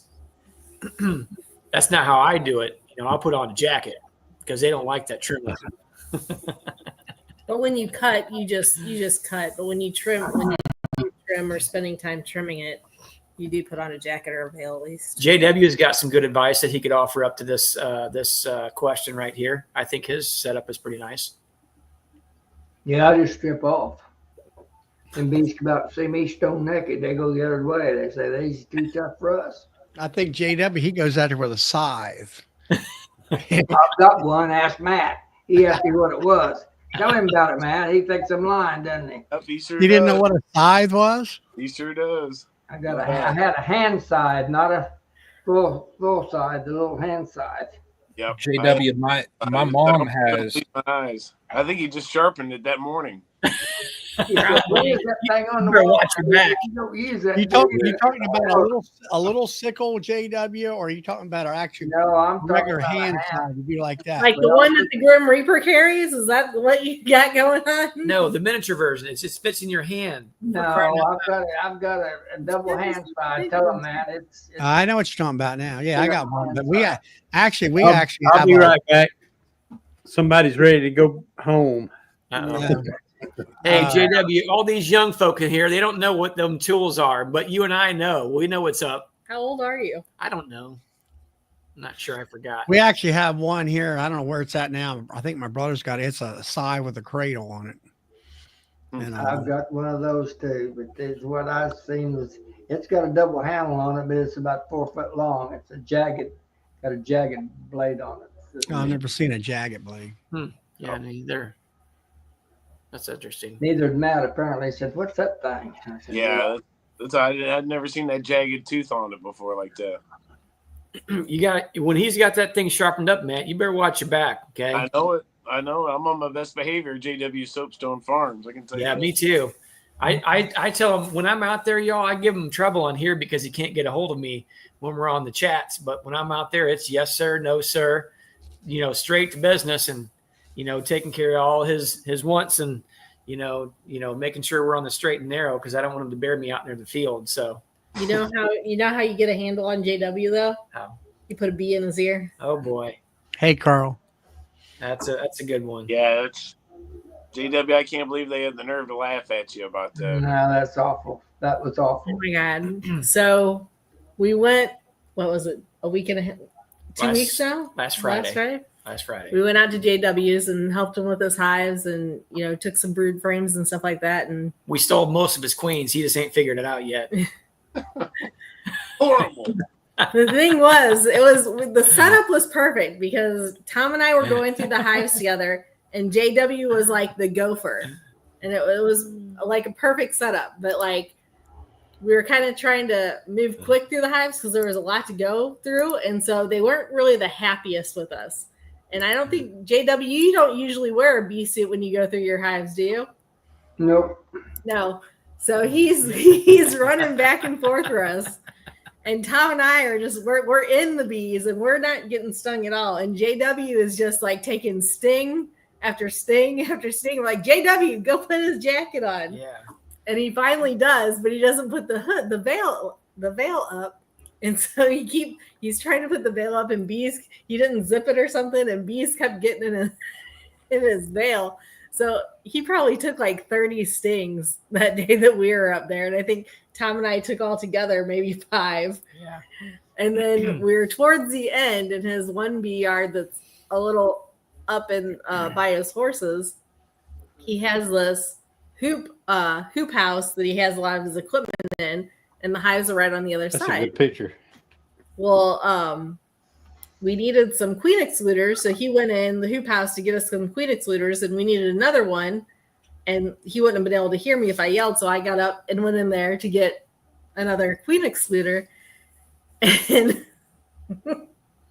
all of a sudden, he looks up and has his veil and he's just like doing this to his head. He's like, Melissa, there's a bee in my ear. There's a bee in my ear.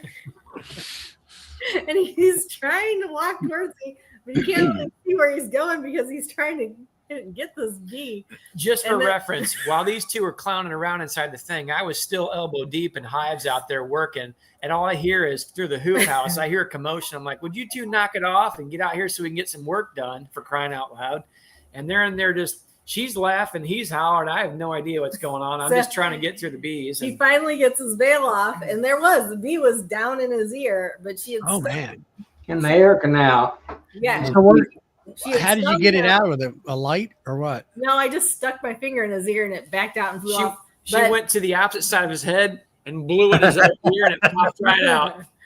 But it stung him like right here, right outside his ear. Man, I'd be frantic.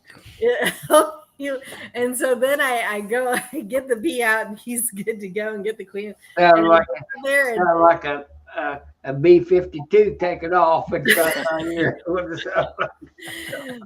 Hey, but I go out to try to tell Tom what was happening in there, and I couldn't get the words out. I was laughing so hard about wet myself. It was Yep. She the was funniest carried thing. on. Oh It my was- god, It was something my else. stomach was hurting. I was laughing so hard. What happened? It was an adventure. Darn pain and suffering. I could have died, you know. Hey, listen, just for reference though, JW, I was outside working hard when she was doing all that. So don't lump me in with her. I was being a good worker out there. Tom, Don, you may have been the one making them mad. Hey, you know what I did is when you went in there and I heard them hollering, I started kicking the hive.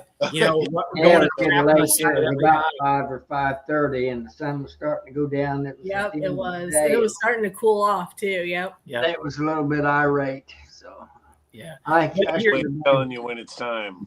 Yeah. Just for reference, we weren't just doing a light touch on any of these colonies. No. We went down through all the brood boxes Marked and all the managed queens. everything. Found the remaining queens that Matt and I didn't mark a few weeks prior.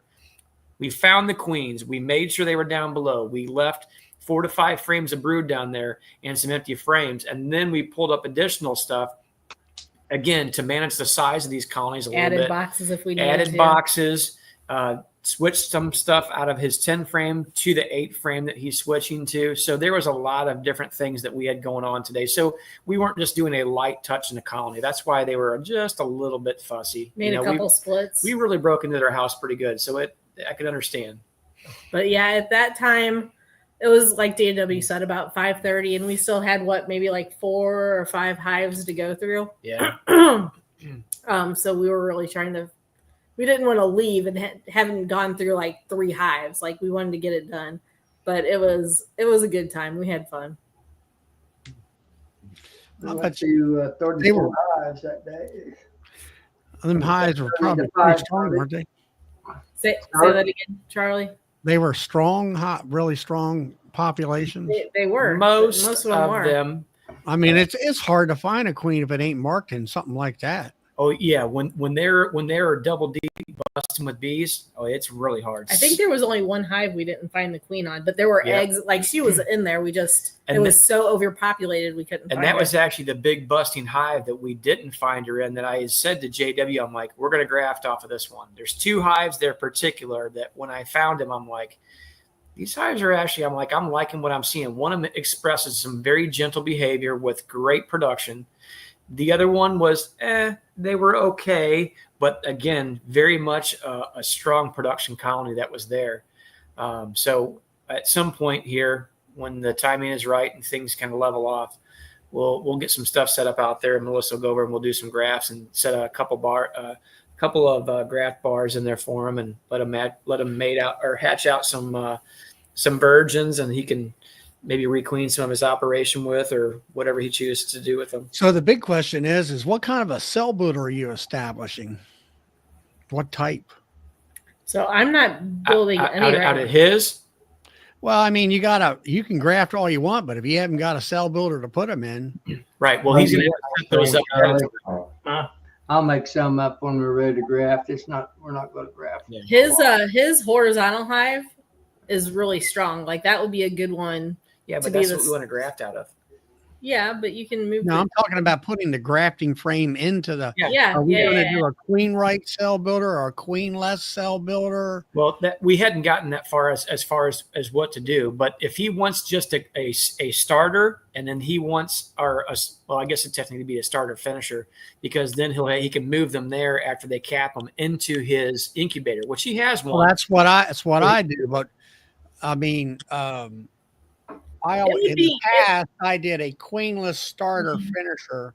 As far a starter where you cap in 6 days and I pull them out and put them in an incubator. Yeah, so a starter finisher. But this year I like the idea of it's like Mark Miller. You know, he said you get one to where it's just about ready to swarm, and it's got that, what would you call it? They're wanting to make cells. Sure, you know? Absolutely. And where you could pull the queen out, or like I watched that one video from the guy out there in the west coast of Canada, where he was doing a queen right starter finisher, which I really like the idea. That way you don't have to get rid of the queen. You can just keep cycling around. And we can do that in his horizontal hive. I have some of those frames, division boards that are queen excluder. So we could put the queen on one side of the queen excluder and then put the cell bar on the other side of it. So it'd be a queen right starter finisher. Because that's one of the queens that was really, really strong and really good that we had talked about grafting out of. Steve Clifford's who you're talking about, Charlie. Yeah, that's it. After getting like dug up in Canada, I said, why is he, you know, he's like a typical beekeeper. He doesn't know how to, he knows how to do it, but he doesn't think about telling you his step-by-step method. Yeah. And it's like, okay, why did you only put 2 frames of foundation and you put your grafting frame in? And I'm like, well, why didn't you put the rest of the frames in? Well, you know, you're like Doug said, you're manipulating those nurse bees to jump on those frames because there's the only frames that are in there, along with that grafting frame. And you're just, it's like having a nuke. You can compress them in on just that frame. So that's all they see is to feed that frame. Yeah. And it's all about all coverage. that. Huh? It's all about coverage, you know, and then jumping right on those. Yeah, well, I mean, it's like I tell people about if you want to like draw wax, like if you got a package, like a 3-pound package, put that package in a nuke, and it don't have to be a deep nuke; it can be a medium nuke. Because I mean, I run medium nukes too, and they'll say, "Well, it won't fit." I said, "Yeah, it wills too," but I said, "You manipulated those bees to draw wax out. They just focus on 5 frames only." And they will draw that wax out efficiently. And now, are you're raising queens, Matt? How's your cell builder setup? What is it? Right now, it's one of my breeders. I was pushing them basically to the point of checking for swarm cells. You know, to the point of almost wanting to swarm. Just not putting any supers on to try to collect any spring honey, but trying to get them to be as many bees as I could contain in that box until they were giving me signs that they had about had enough. So at that point, I pulled the queen out to save her because I didn't want to lose her. But they were So what did you do with her? Put her in a nuke? Yep, I took her into a single. Yep, so she's got her own single on a different stand, just about 20 feet away. So I put her with 4 frames of brood and draw and comb, and just letting her work out that bottom box, fill it up, and then I'll put draw and comb above her. And that's a 10-frame box. You're saying you're putting her in. Deeps. And then you took that other. My first grafting round, which I'm gonna probably do tomorrow or Friday. It all depends on the weather, maybe. But that's set up right now. I've already cut the cells out. Actually, I did that today, and it's in a single right now. But it came from a double deep, and you know what I pulled that queen off with. So pretty stout single. I mean they're on the lid so much you have to, you know, when you go to shake the lid down, there's probably 6 pounds of bees that could just come off the lid. Oh yeah. So bee coverage is for that. So you had a double deep. So you took one double deep off. Yeah, with the queen. Yep. With the queen, and then you left all them bees in just that All- double deep All the foragers and or the everything. one deep. I mean, Yep. So they're crowded into a single, and I have. then you left them for what, 6 to 7 days, so they aged out, so they Yep, and can't. Yep. And then and I cut your queen cells out.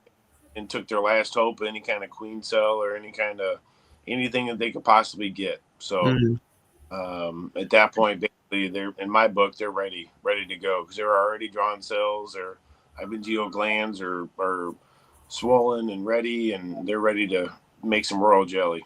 Mm-hmm. So what I may do, if I'm not going to graft right away, what I will do is put a frame of eggs in there just to keep them in the motion of having some sort of long feed, and if needs be, I'll pull that out before I drop my graft in. Mm-hmm.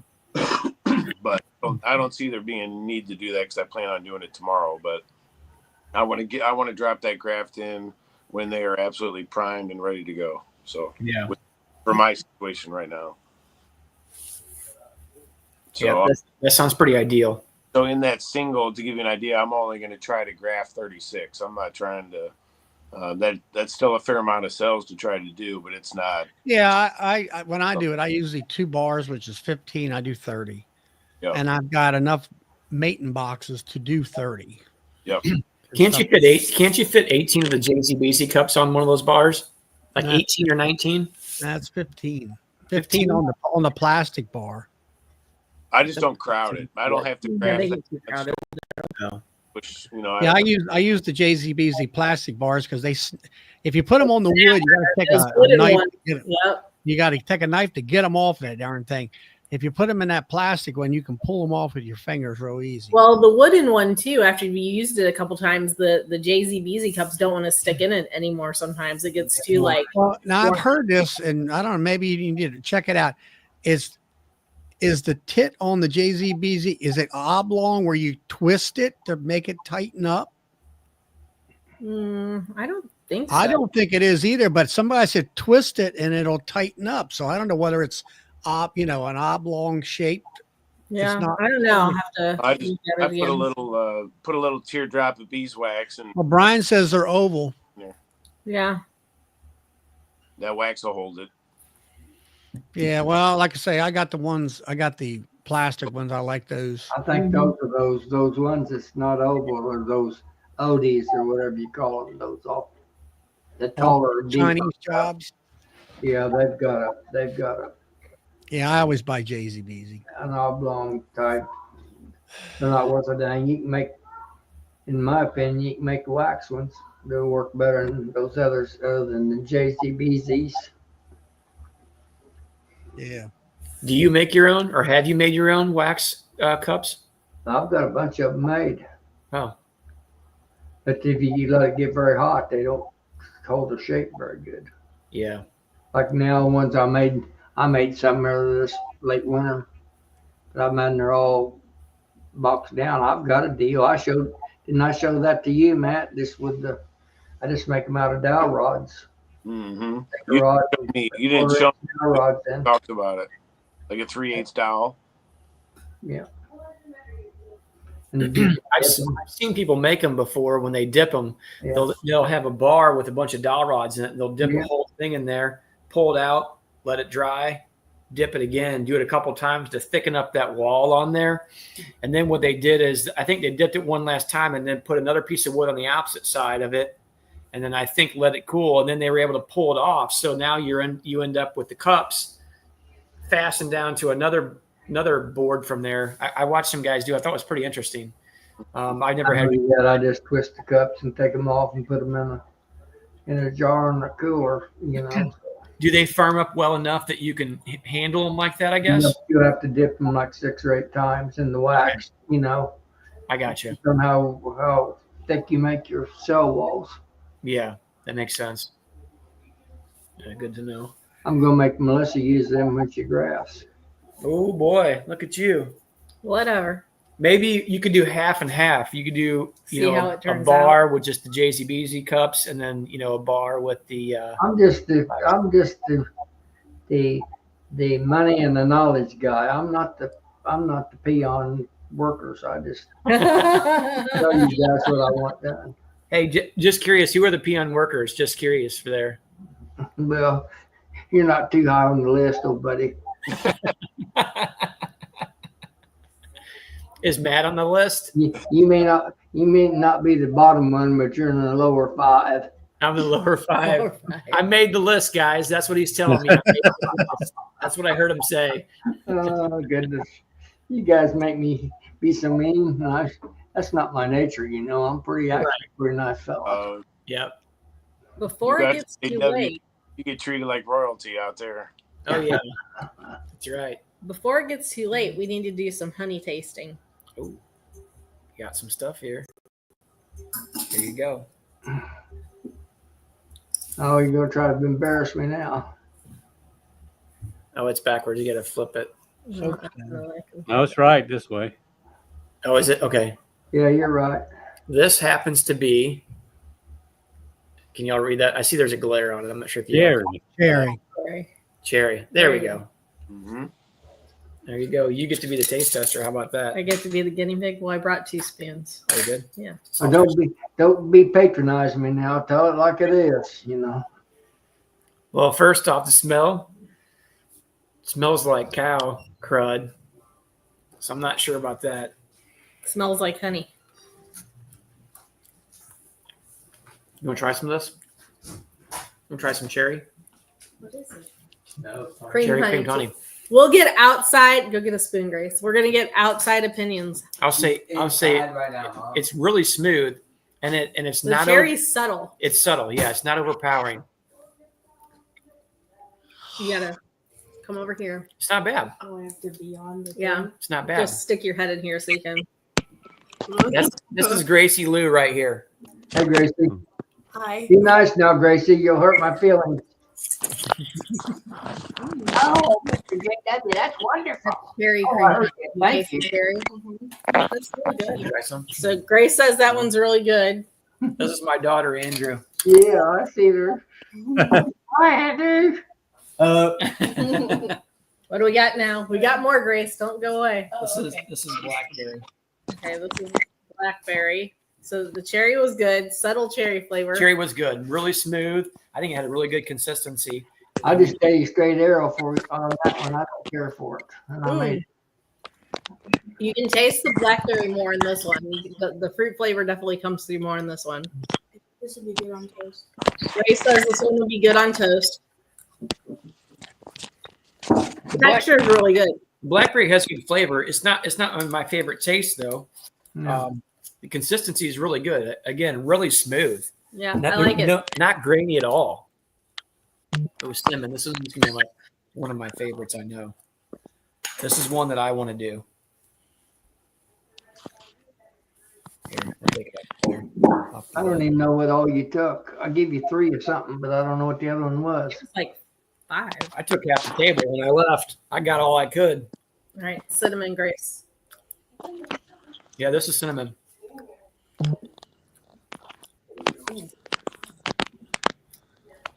I like it. Grace It says it's really cinnamony.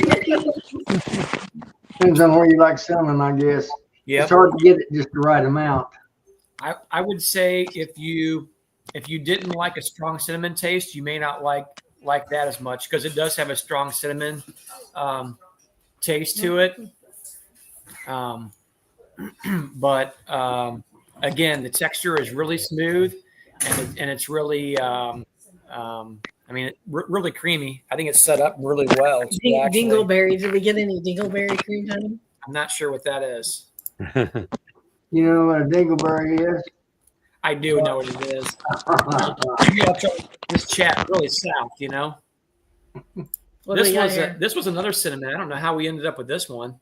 Oh, another that's jar. one that he sent. We already tasted this. That's one that he sent us home a long time ago. We've had that one. What else we got over there? Caramel. Caramel. Is it caramel or is it caramel? It's caramel with the Irish cream. Oh, that's right. So I actually like this cinnamon one better because it's not as potent. Well, I backed off. I think the one you got was first one I made. I think I had it probably. Mm-hmm. I didn't know I this think one. you gave us that Put one. on. We've had that one a minute. So far, they're all good. So this is the caramel. You said this one has the Irish cream in it too? It smells like almond.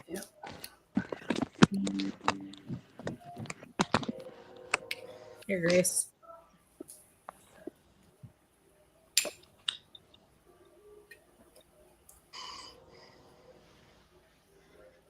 That's actually really good.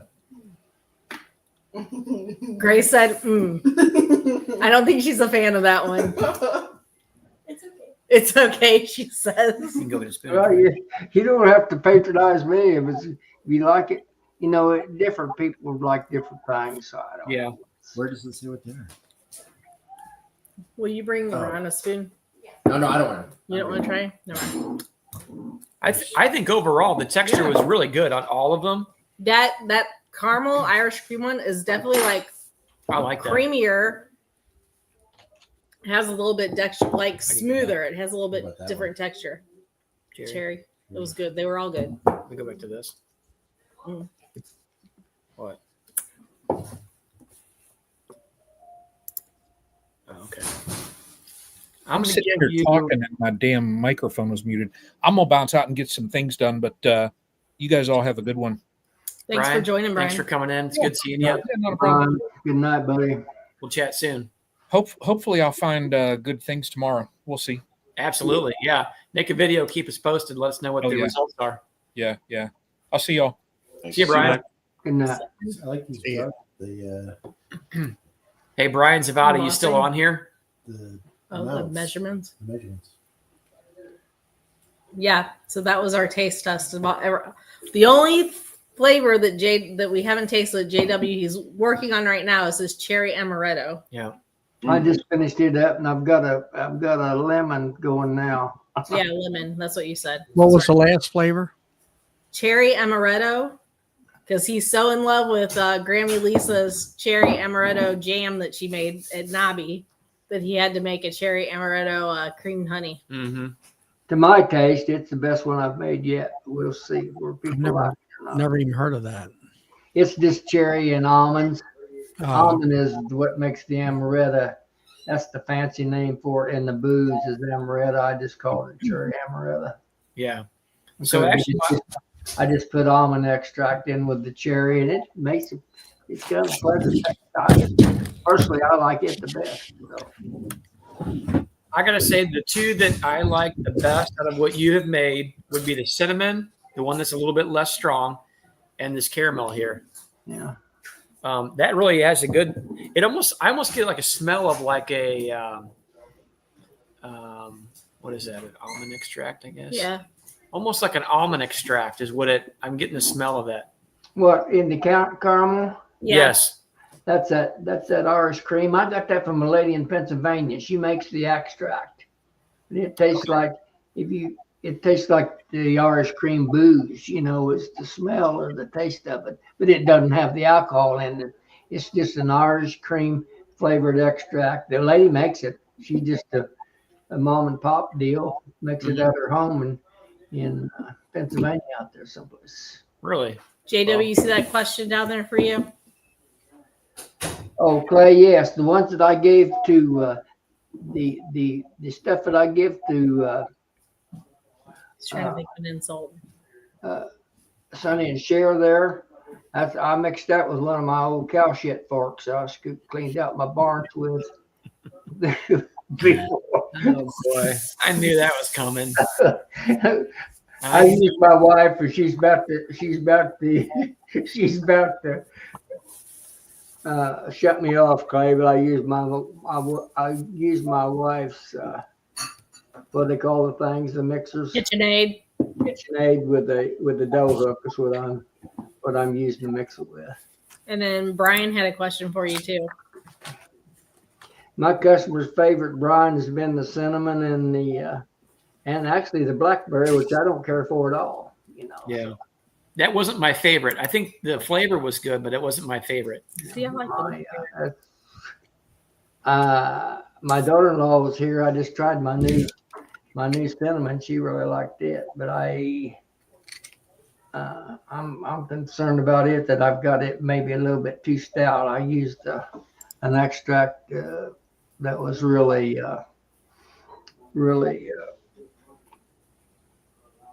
Potent. potent. Yes. Mm-hmm. DC's got another question for you there. I do. I mix it on 30 and off 30 and for 14 hours running. 28 hours is how long I run each mixture for my settings. And I run it 30 minutes on and 30 minutes off. I don't know how that agrees with Brian there. He's my advisor. So I just, the reason I do the timing I do is because that's the way my machine is set up. So I do the 15 minutes on, 45 off. I don't know what's best. I just press the button. One That's way. right. Me too. Set it and forget I it. do that 30-30 because that's the only type of timer, that I could come up with. Yeah, that works for you. Go for it. They said the consistency felt good. So Oh, it's yeah. super smooth. Very It's nice. and it amazing. wasn't that tackiness like it was back in Nope. St. Louis. Well, that was brand new stuff. That hadn't really set. That original, when I brought it to St. Louis that time, I told you that would be. Joey, what'd you tell me, Joey? You like to let yours, what you made, you let it set for like a week? Mine's usually set pretty good in 3 days. 15 off, 45, 15 on, 45 off, and usually do that for 3 days and then put it in the refrigerator for about 2 weeks. Yep. Yeah. I did 3 weeks and it seems a lot harder. Set it on the shelf and it stays hot, a little bit too hard for my liking. Yeah. Once you take it to a market and it sits outside, it'll soften up. I had some that sit out there in the hot sun in front of that brown door, Tom, where I had it sitting there when we had them 90 or 80 degrees days, and come up, it kind of got a little bit liquidy and on the bottom from the heat. Yeah. Darren's got a Mom, there's the cherry. cake, whatever it is that means. That's so Tom's mom has a question. Can you make a cherry flavored? Yeah, Pat, that's what I make. Yeah, this is a creamed honey though, like the thicker Yeah. stuff. I don't know about the straight flavoring and the straight honey. I'm sure you can, but you'd have to mess with moisture levels and all that stuff. Yeah. And then Alicia said Matt's phone died. Guy hit him rummage in the kitchen. Careful, Alicia. He's going to tear that place down looking for what he's looking for, right? He's going to make a mess. You better get on him a little bit. And Darren at Drum B Farm, he says get a KASA power plug. I've got some power plugs, but they're on 30-minute intervals. What's a K? I don't understand what is that? Casa. It's probably a brand name, Casa. I'm Yeah. guessing. Just my assumption. I guess so too, and then you can set it for the settings according to him. I don't. Mine's just the Amazon cheapie. I don't know what kind they are. I've got 2 or 3 of them I bought. With my wife shuts me off here at the house. My son's got one out there at my bee farm, so It's a programmable with an app. The Yeah. Casa thing is. Yeah. That's So cool. Here's one on Amazon. Okay. There's one on Amazon if you look it up. I mean, there's a few different ones that pop up. It says a Casa Smart.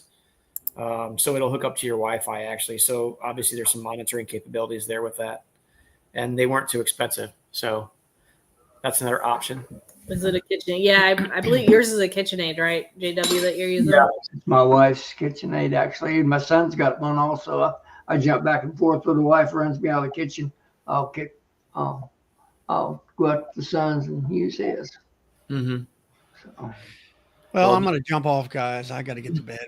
Yeah, we're probably going to close this down here in just a few minutes, actually. We've already run a couple hours, and it's 9:30 here, and it's, 10:30 your area, right, Charlie? Yeah. Yeah. We'll give it a few more minutes, and we'll probably Still shut it early down. for Brian. It's Yeah. only Yeah, I'm just getting 8:30. started. He Yeah. is. Hardly. I still haven't eaten dinner, so I'm getting pretty hungry at this point, too, myself. So thanks for the information, Jerome B. Farm. So Okay, yeah, okay, I got you. what's going on with you, Brian? Well, today I hit some yards this morning. I was going back to splits I made to cut back cells to like 2 cells. And then this afternoon, I actually had to take a food handler's class because my food handler's license had expired. So as I was like handing all my paperwork in to my farmers markets, I looked at my old license and I was like, ugh. This was like 3 weeks ago. So today was the class I was scheduled for, which was actually, most of it's not honey related, but it was a good refresher because there was a good honey part and it reminded me of all the things I am doing correctly. And the egg part was helpful too. So that's a part I'll review with Jen. Mm-hmm. So why do you need to take a food handler's course? Like what requirement? What requires you to take that? The Cottage Food Act. So that's one of the requirements to be able to sell honey under the Cottage Food Act. You have to be able to have that training. Mm-hmm. And it's a 3-year certificate. So you take the class, you take the test. So at the end of the class, we got the link for the test, which I'll take tonight.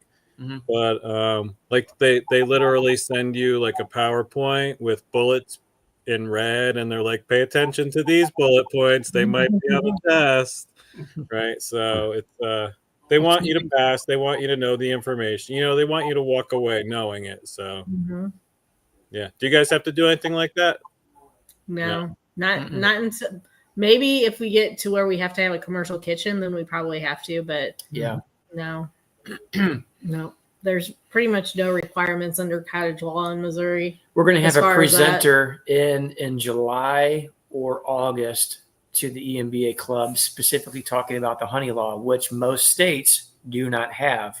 We are fortunate to have a gentleman who was just feisty enough when he was told he couldn't do something that he's like, okay, challenge accepted. I'm going to make the change. And he actually went all the way to the state legislature and end up getting a actual honey law passed for the state of Missouri here, which offers us some very good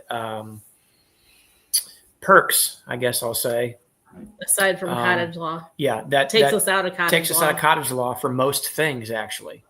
And it's a good thing for us. So it's a better deal for you than what the cottage law was giving you. So it wasn't a revision of a cottage law. It was a totally different separate law. Yeah. Correct. Which is kind of funny though, because almost any health inspector that comes to markets and they have no idea about this law. No. Whatsoever. So when they try to nobody's ever tried to knock us for anything because of cottage law or whatever, but we have told a few different health inspectors, hey, we don't fall under cottage law. There's a whole separate honey law. And I keep it on my phone and I show them and they're like, oh, what's that? We don't even know anything. Like, you are a health inspector. How do you not know that there's this whole other food law? It's kind of your job. But, Yeah. And do you think honey is a little like corner pocket in the food industry that not many people think about? I think so. And the thing is, it was a few weeks ago, I was a speaker on a webinar for, I guess it was through Missouri University Extension. And they had me speak on farmers markets and stuff. And like the next day, somebody was going to be speaking on cottage food law. And that person who was speaking to people, and honey was one of the things that she was covering, had no idea about this law. She was a professor too, wasn't she? And I actually brought it up to her in the chat. And she's like, "Oh, that's interesting. I don't know anything about that." Research that, and it's like, did you put the link in the chat? Oh, I did. Nice. Yeah, I put like the statute numbers and all that, so she could look it up, and you know. So you don't want to call somebody out in a presentation like that, but people also need to be very cognizant and understanding of the information they're presenting. Not that she so wasn't that it's giving, accurate and true. Right. Like she wasn't giving false information, but she wasn't giving accurate information. Kind of and that's something that changed not too long ago too. So a few years ago, Eugene Makovic did it, and it's been at least 7 years. Okay. Yeah, I don't remember when. I mean, it's been a minute. It's not like it just happened 2 years ago. I bet you though, if you go back to her supervisor's office, you can find where she signed off on it. She I'm initialed that. She initialed that she read it. I guarantee you. Mm-hmm. Yep. Yeah, unfortunately, Like a politician or those political nepotism jobs, they wouldn't do anything like that, Joy. Yeah.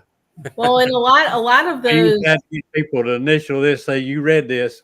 right? Yeah, sign it and send it off the desk. Well, right? and so much of that stuff comes down to like judgment calls too on their point, because I know Tom has been talking to Clay Walker. No, it's No, not not Clay. Clay. It's Anyway, he's been talking to somebody who has been like contacting different people in the health department, and they're also in different, like he talks to different people and they tell him different things, like, no, this is a requirement, no, that's a requirement, no, this is okay, no, it's not okay. You know, it's like it's all up to interpretation. well, it's kind of Some of the upsetting things. because you want to try to do things on par. You want it to be legit about what it is you're doing, but the people who are in charge of it have no clue. Yeah. Which, to me, if you're a professional in your field, you really need to understand these things. That's my thought. And just like this professor was teaching something that was incorrect, and how do you get that information to them without calling them out? But at the end of the day, they're sending out wrong information, so people are thinking what they can't be doing, and technically they can. It required a little bit of forethought and research to understand that. And like you said, Joey, she probably signed off on it, just completely, threw it aside. So I understand these things happen. Again, we've never it's had one issues thing. with it. It's one thing for an inspector to go out looking at things and just clear you and give you the information or your documents that you need. It's another thing for somebody to be teaching it or giving information on it. And I'm going to use this as an example. Our health inspector used to come out to the prison and inspect the kitchens and the cells everywhere. And one of his pet peeves, our nurses that responded to medical in all the dormitories down the walks had trikes, bicycle trikes, set up with things they needed on them, and they kept them inside the medical area in the infirmary. And anytime they responded, they'd get on those bikes and they'd go down that walk real quick, do what they got to do, and come back. He asked for documentation one time on where's the documentation that you sprayed these tires when you came back. They said, what do you mean spray the tires? You're supposed to disinfect the tires of this bicycle when it comes back off that walk. And they said, we've never done that. He said, well, you're supposed to do that. And he told them, you've got to set up documentation that you did. And we even went to his supervisor in the department. Why do we have to do this on the bicycles when nobody's shoes or nobody's wheelchair that comes in here has to be sprayed and documented that it was done? They finally made him back off of it, but he was determined he was going to make them spray those bicycles and document when you sprayed them and came back. Yeah, that was his pet peeve. Yeah, I get that. I'll give you one more example. Department of Risk Management hired a new guy, and I had to work with this guy a lot. He'd come out and inspect a lot of different things, and they had been teaching, I don't even remember what it was now, but they had been teaching people annually on some things that goes along with the prisons. And when they hired him, the first thing he come to, he said, y'all, this is out of date. And they said, what do you mean out of date? He said, this has been out of date for 10 years. Y'all teaching something. And he made an uproar in the Department of Corrections, but he was the only one right. He was right by himself. arguing with them people. It finally went up to the main headquarters, and he said, "Yeah, you got to do it the way he says you do it." Because for 10 years they had been still doing it the old way and not doing the new way. And I guarantee you, those people signed off on stuff too. Yeah. Mhm. All right, I'm through. I would just like everybody to be on the same page. And again, like I said, my thought is this: if that's your job, it's really your requirement to know these things. It shouldn't be somebody else out in the field like myself teaching you or instructing you of what that is and showing you. You should probably know that. I understand there might be a lot of moving parts to that, but again, nonetheless, these people haven't even been aware of it. If it was something that happened within, so many months, okay, you get a little grace period, understandable. But something that's been on the books for a number of years at that point, Well, the thing, good grace is there's no good grace left. the thing to me that's kind of ridiculous is that any health inspector that we've ever talked to has no idea about this law. Yeah. And it's not like it was just like one of them, any of them that we've ever talked to. Which is why we keep it on our devices for that to pull up if we need to, So, it's just one of those things, I guess. Yeah, it's a good idea. So, You guys have a minute for show and tell? yeah. Sure. All right, so I guess so. frames go fast in the spring, don't they? Holy cow. You fill up all these boxes and like in a month, you're going to kind of narrow down those nukes and you'll get frames back, right? But for a while, you're putting frames everywhere. So I ran out of frames really quick. So I just got, and this is what I've been doing partially tonight, 120 or more of these Premier frames. Can you smell it? Yeah. Oh, I can. wonderful. I love it. When you pull them right out of the box and you can No. smell them. Yep. Yeah. It's the best. It's got that sweet smell. Yeah. So I got 120 of those. So those just came today. Just in the nick of time, like my last frames are in my truck in the boxes, about ready to use. Perfect timing. Yep. And then I got today as well from Easy Peasy. I got their Hives for Heroes kit. Oh, yay. So it comes with the 2 bars. Uh-huh. It comes with The colored cages.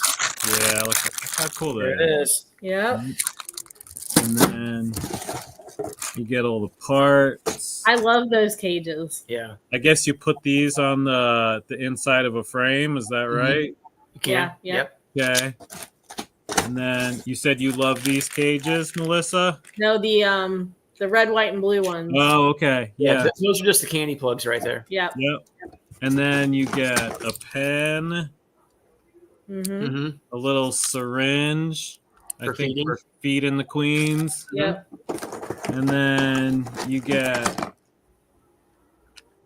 2 grafting tools, Okay, cool. Yeah. You a got the whole bunch kit. of cups. Yeah.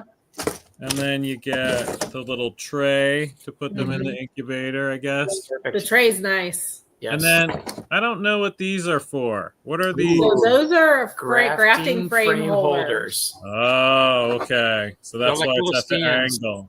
Yep. So interestingly enough, Brian, Yeah. Dan Long, the guy who runs Easy Peasy, the inventor and the 3D printer of all that stuff, Yeah. he was supposed to be at the EMBA conference. Unfortunately, He was sick. he had an Yeah. injury. He Yeah. threw out his back. Yeah. Yep. He hurt his back. So he ended up shipping a few days beforehand about 200 of those little devices that you were holding up. Everybody that came to the experience class was going to be getting those. Unfortunately, they did not arrive until about a day or two after the 2 days after the conference. They arrived at my doorstep. So we have them here. And I think we're going to use those we as just like a have giveaway. frames set up all around the basement Right. for decoration. No, they'll go in the goodie bags for the experience class next year at the workshop. Yeah. I've got also the collector's edition, Philip Morris RTX Philip Morris shelves. And look, he even got Oh, a he little, autographed them. got a little personalized note from Look at him and that. Noah there. That was pretty Nice. cool. So I've got that, and I got what else? I got some other stuff. It's like Christmas at your house. Telling you. Well, no, you know, spring is the time where you need like extra equipment, right? Just for like a month or 2 months, and I found myself needing a whole bunch more double screen boards. So these are some of the Nature's Image ones, Ask if they were Bob's or Greg's. I've got 5 of those actually. and it's got a flat bottom, and then so I bought him out of as many 8-frame ones as he had. Cool. I think I got like 6 or 7 more, but I've been doing a lot of splits that way. What I've started doing was like I've pulled splits back, and then when I've gone back to colonies and they've made queen cells again, then I've just pulled the queen in a deep above, and then I cut those queen cells back to like 2, and I'll let them requeen. And if they don't requeen, I have the old queen above. And if they do requeen, I'll figure out what to do with the old queen later. Meanwhile, there's like a honey super in between them, so the colony below has something to do while they're making that queen. But that's perfect. Keep eye on her, because if you keep her up top, she'll blow up fast. yeah. And I've cut them back hard. And other times too, like I'll even move a queen and a nuke to a different yard, and then use a double screen board to have a cell above and below it. So I'll have 2 queens, basically 2 nukes going in that slot. I'll put that queen in a brand new, basically fill a dead out spot in another yard, right? It's just, this is the time of the year where I'm just juggling stuff everywhere, and you just need all that extra equipment. Oh yeah. 100%. There were some of our hives that were really strong, so we split them twice instead of just once. Yeah. Well, we ran out of colonies to put the double screen board above. So there's several colonies in the new yard that we started up that actually has the original parent colony, a double screen board split, and then another double screen board split above it. And we just flip the entrances around. Yeah. So the parent entrance colonies- this way, entrance that way, Yeah. entrance this way. Yeah. Well, Brian, I had ordered my last frames I needed for the year about a month ago. I'd figured about what I needed. I said, all right, I put a lot of my nukes that I'm selling in 10-frame boxes where I don't have to worry about them. Because, when you call somebody, they're going to come right then. Yeah. But they're not going to come next week, or, oh, I'm out of town. You get those kind of. So anyway, I'll get off that. But anyway, I ordered what I needed last month. And I said, that's good. I don't need to buy any more frames. Well, I've already had to buy. I called Mike. I said, you got any? He sells frames now. And he's coming to the meeting tonight. I said, you still got any extra frames? He said, yeah, I got plenty. How many you need? I said, I'm going to start with 60. I said, I may need 100 before it's over with. He said, I thought you had all the frames you needed. I said, I do. I need all these people to come pick these nukes up. Yeah. And I'll get every time they buy a nuke, I'll get 5 frames back. Yeah. Oh, you do an exchange with them? No, they're in a 10-frame box, so they're gonna get that nuke, that 5 Okay, frames. I see what you're saying. Yeah. Anything else that's in there getting drawn out is mine. That's yeah, right. Yeah.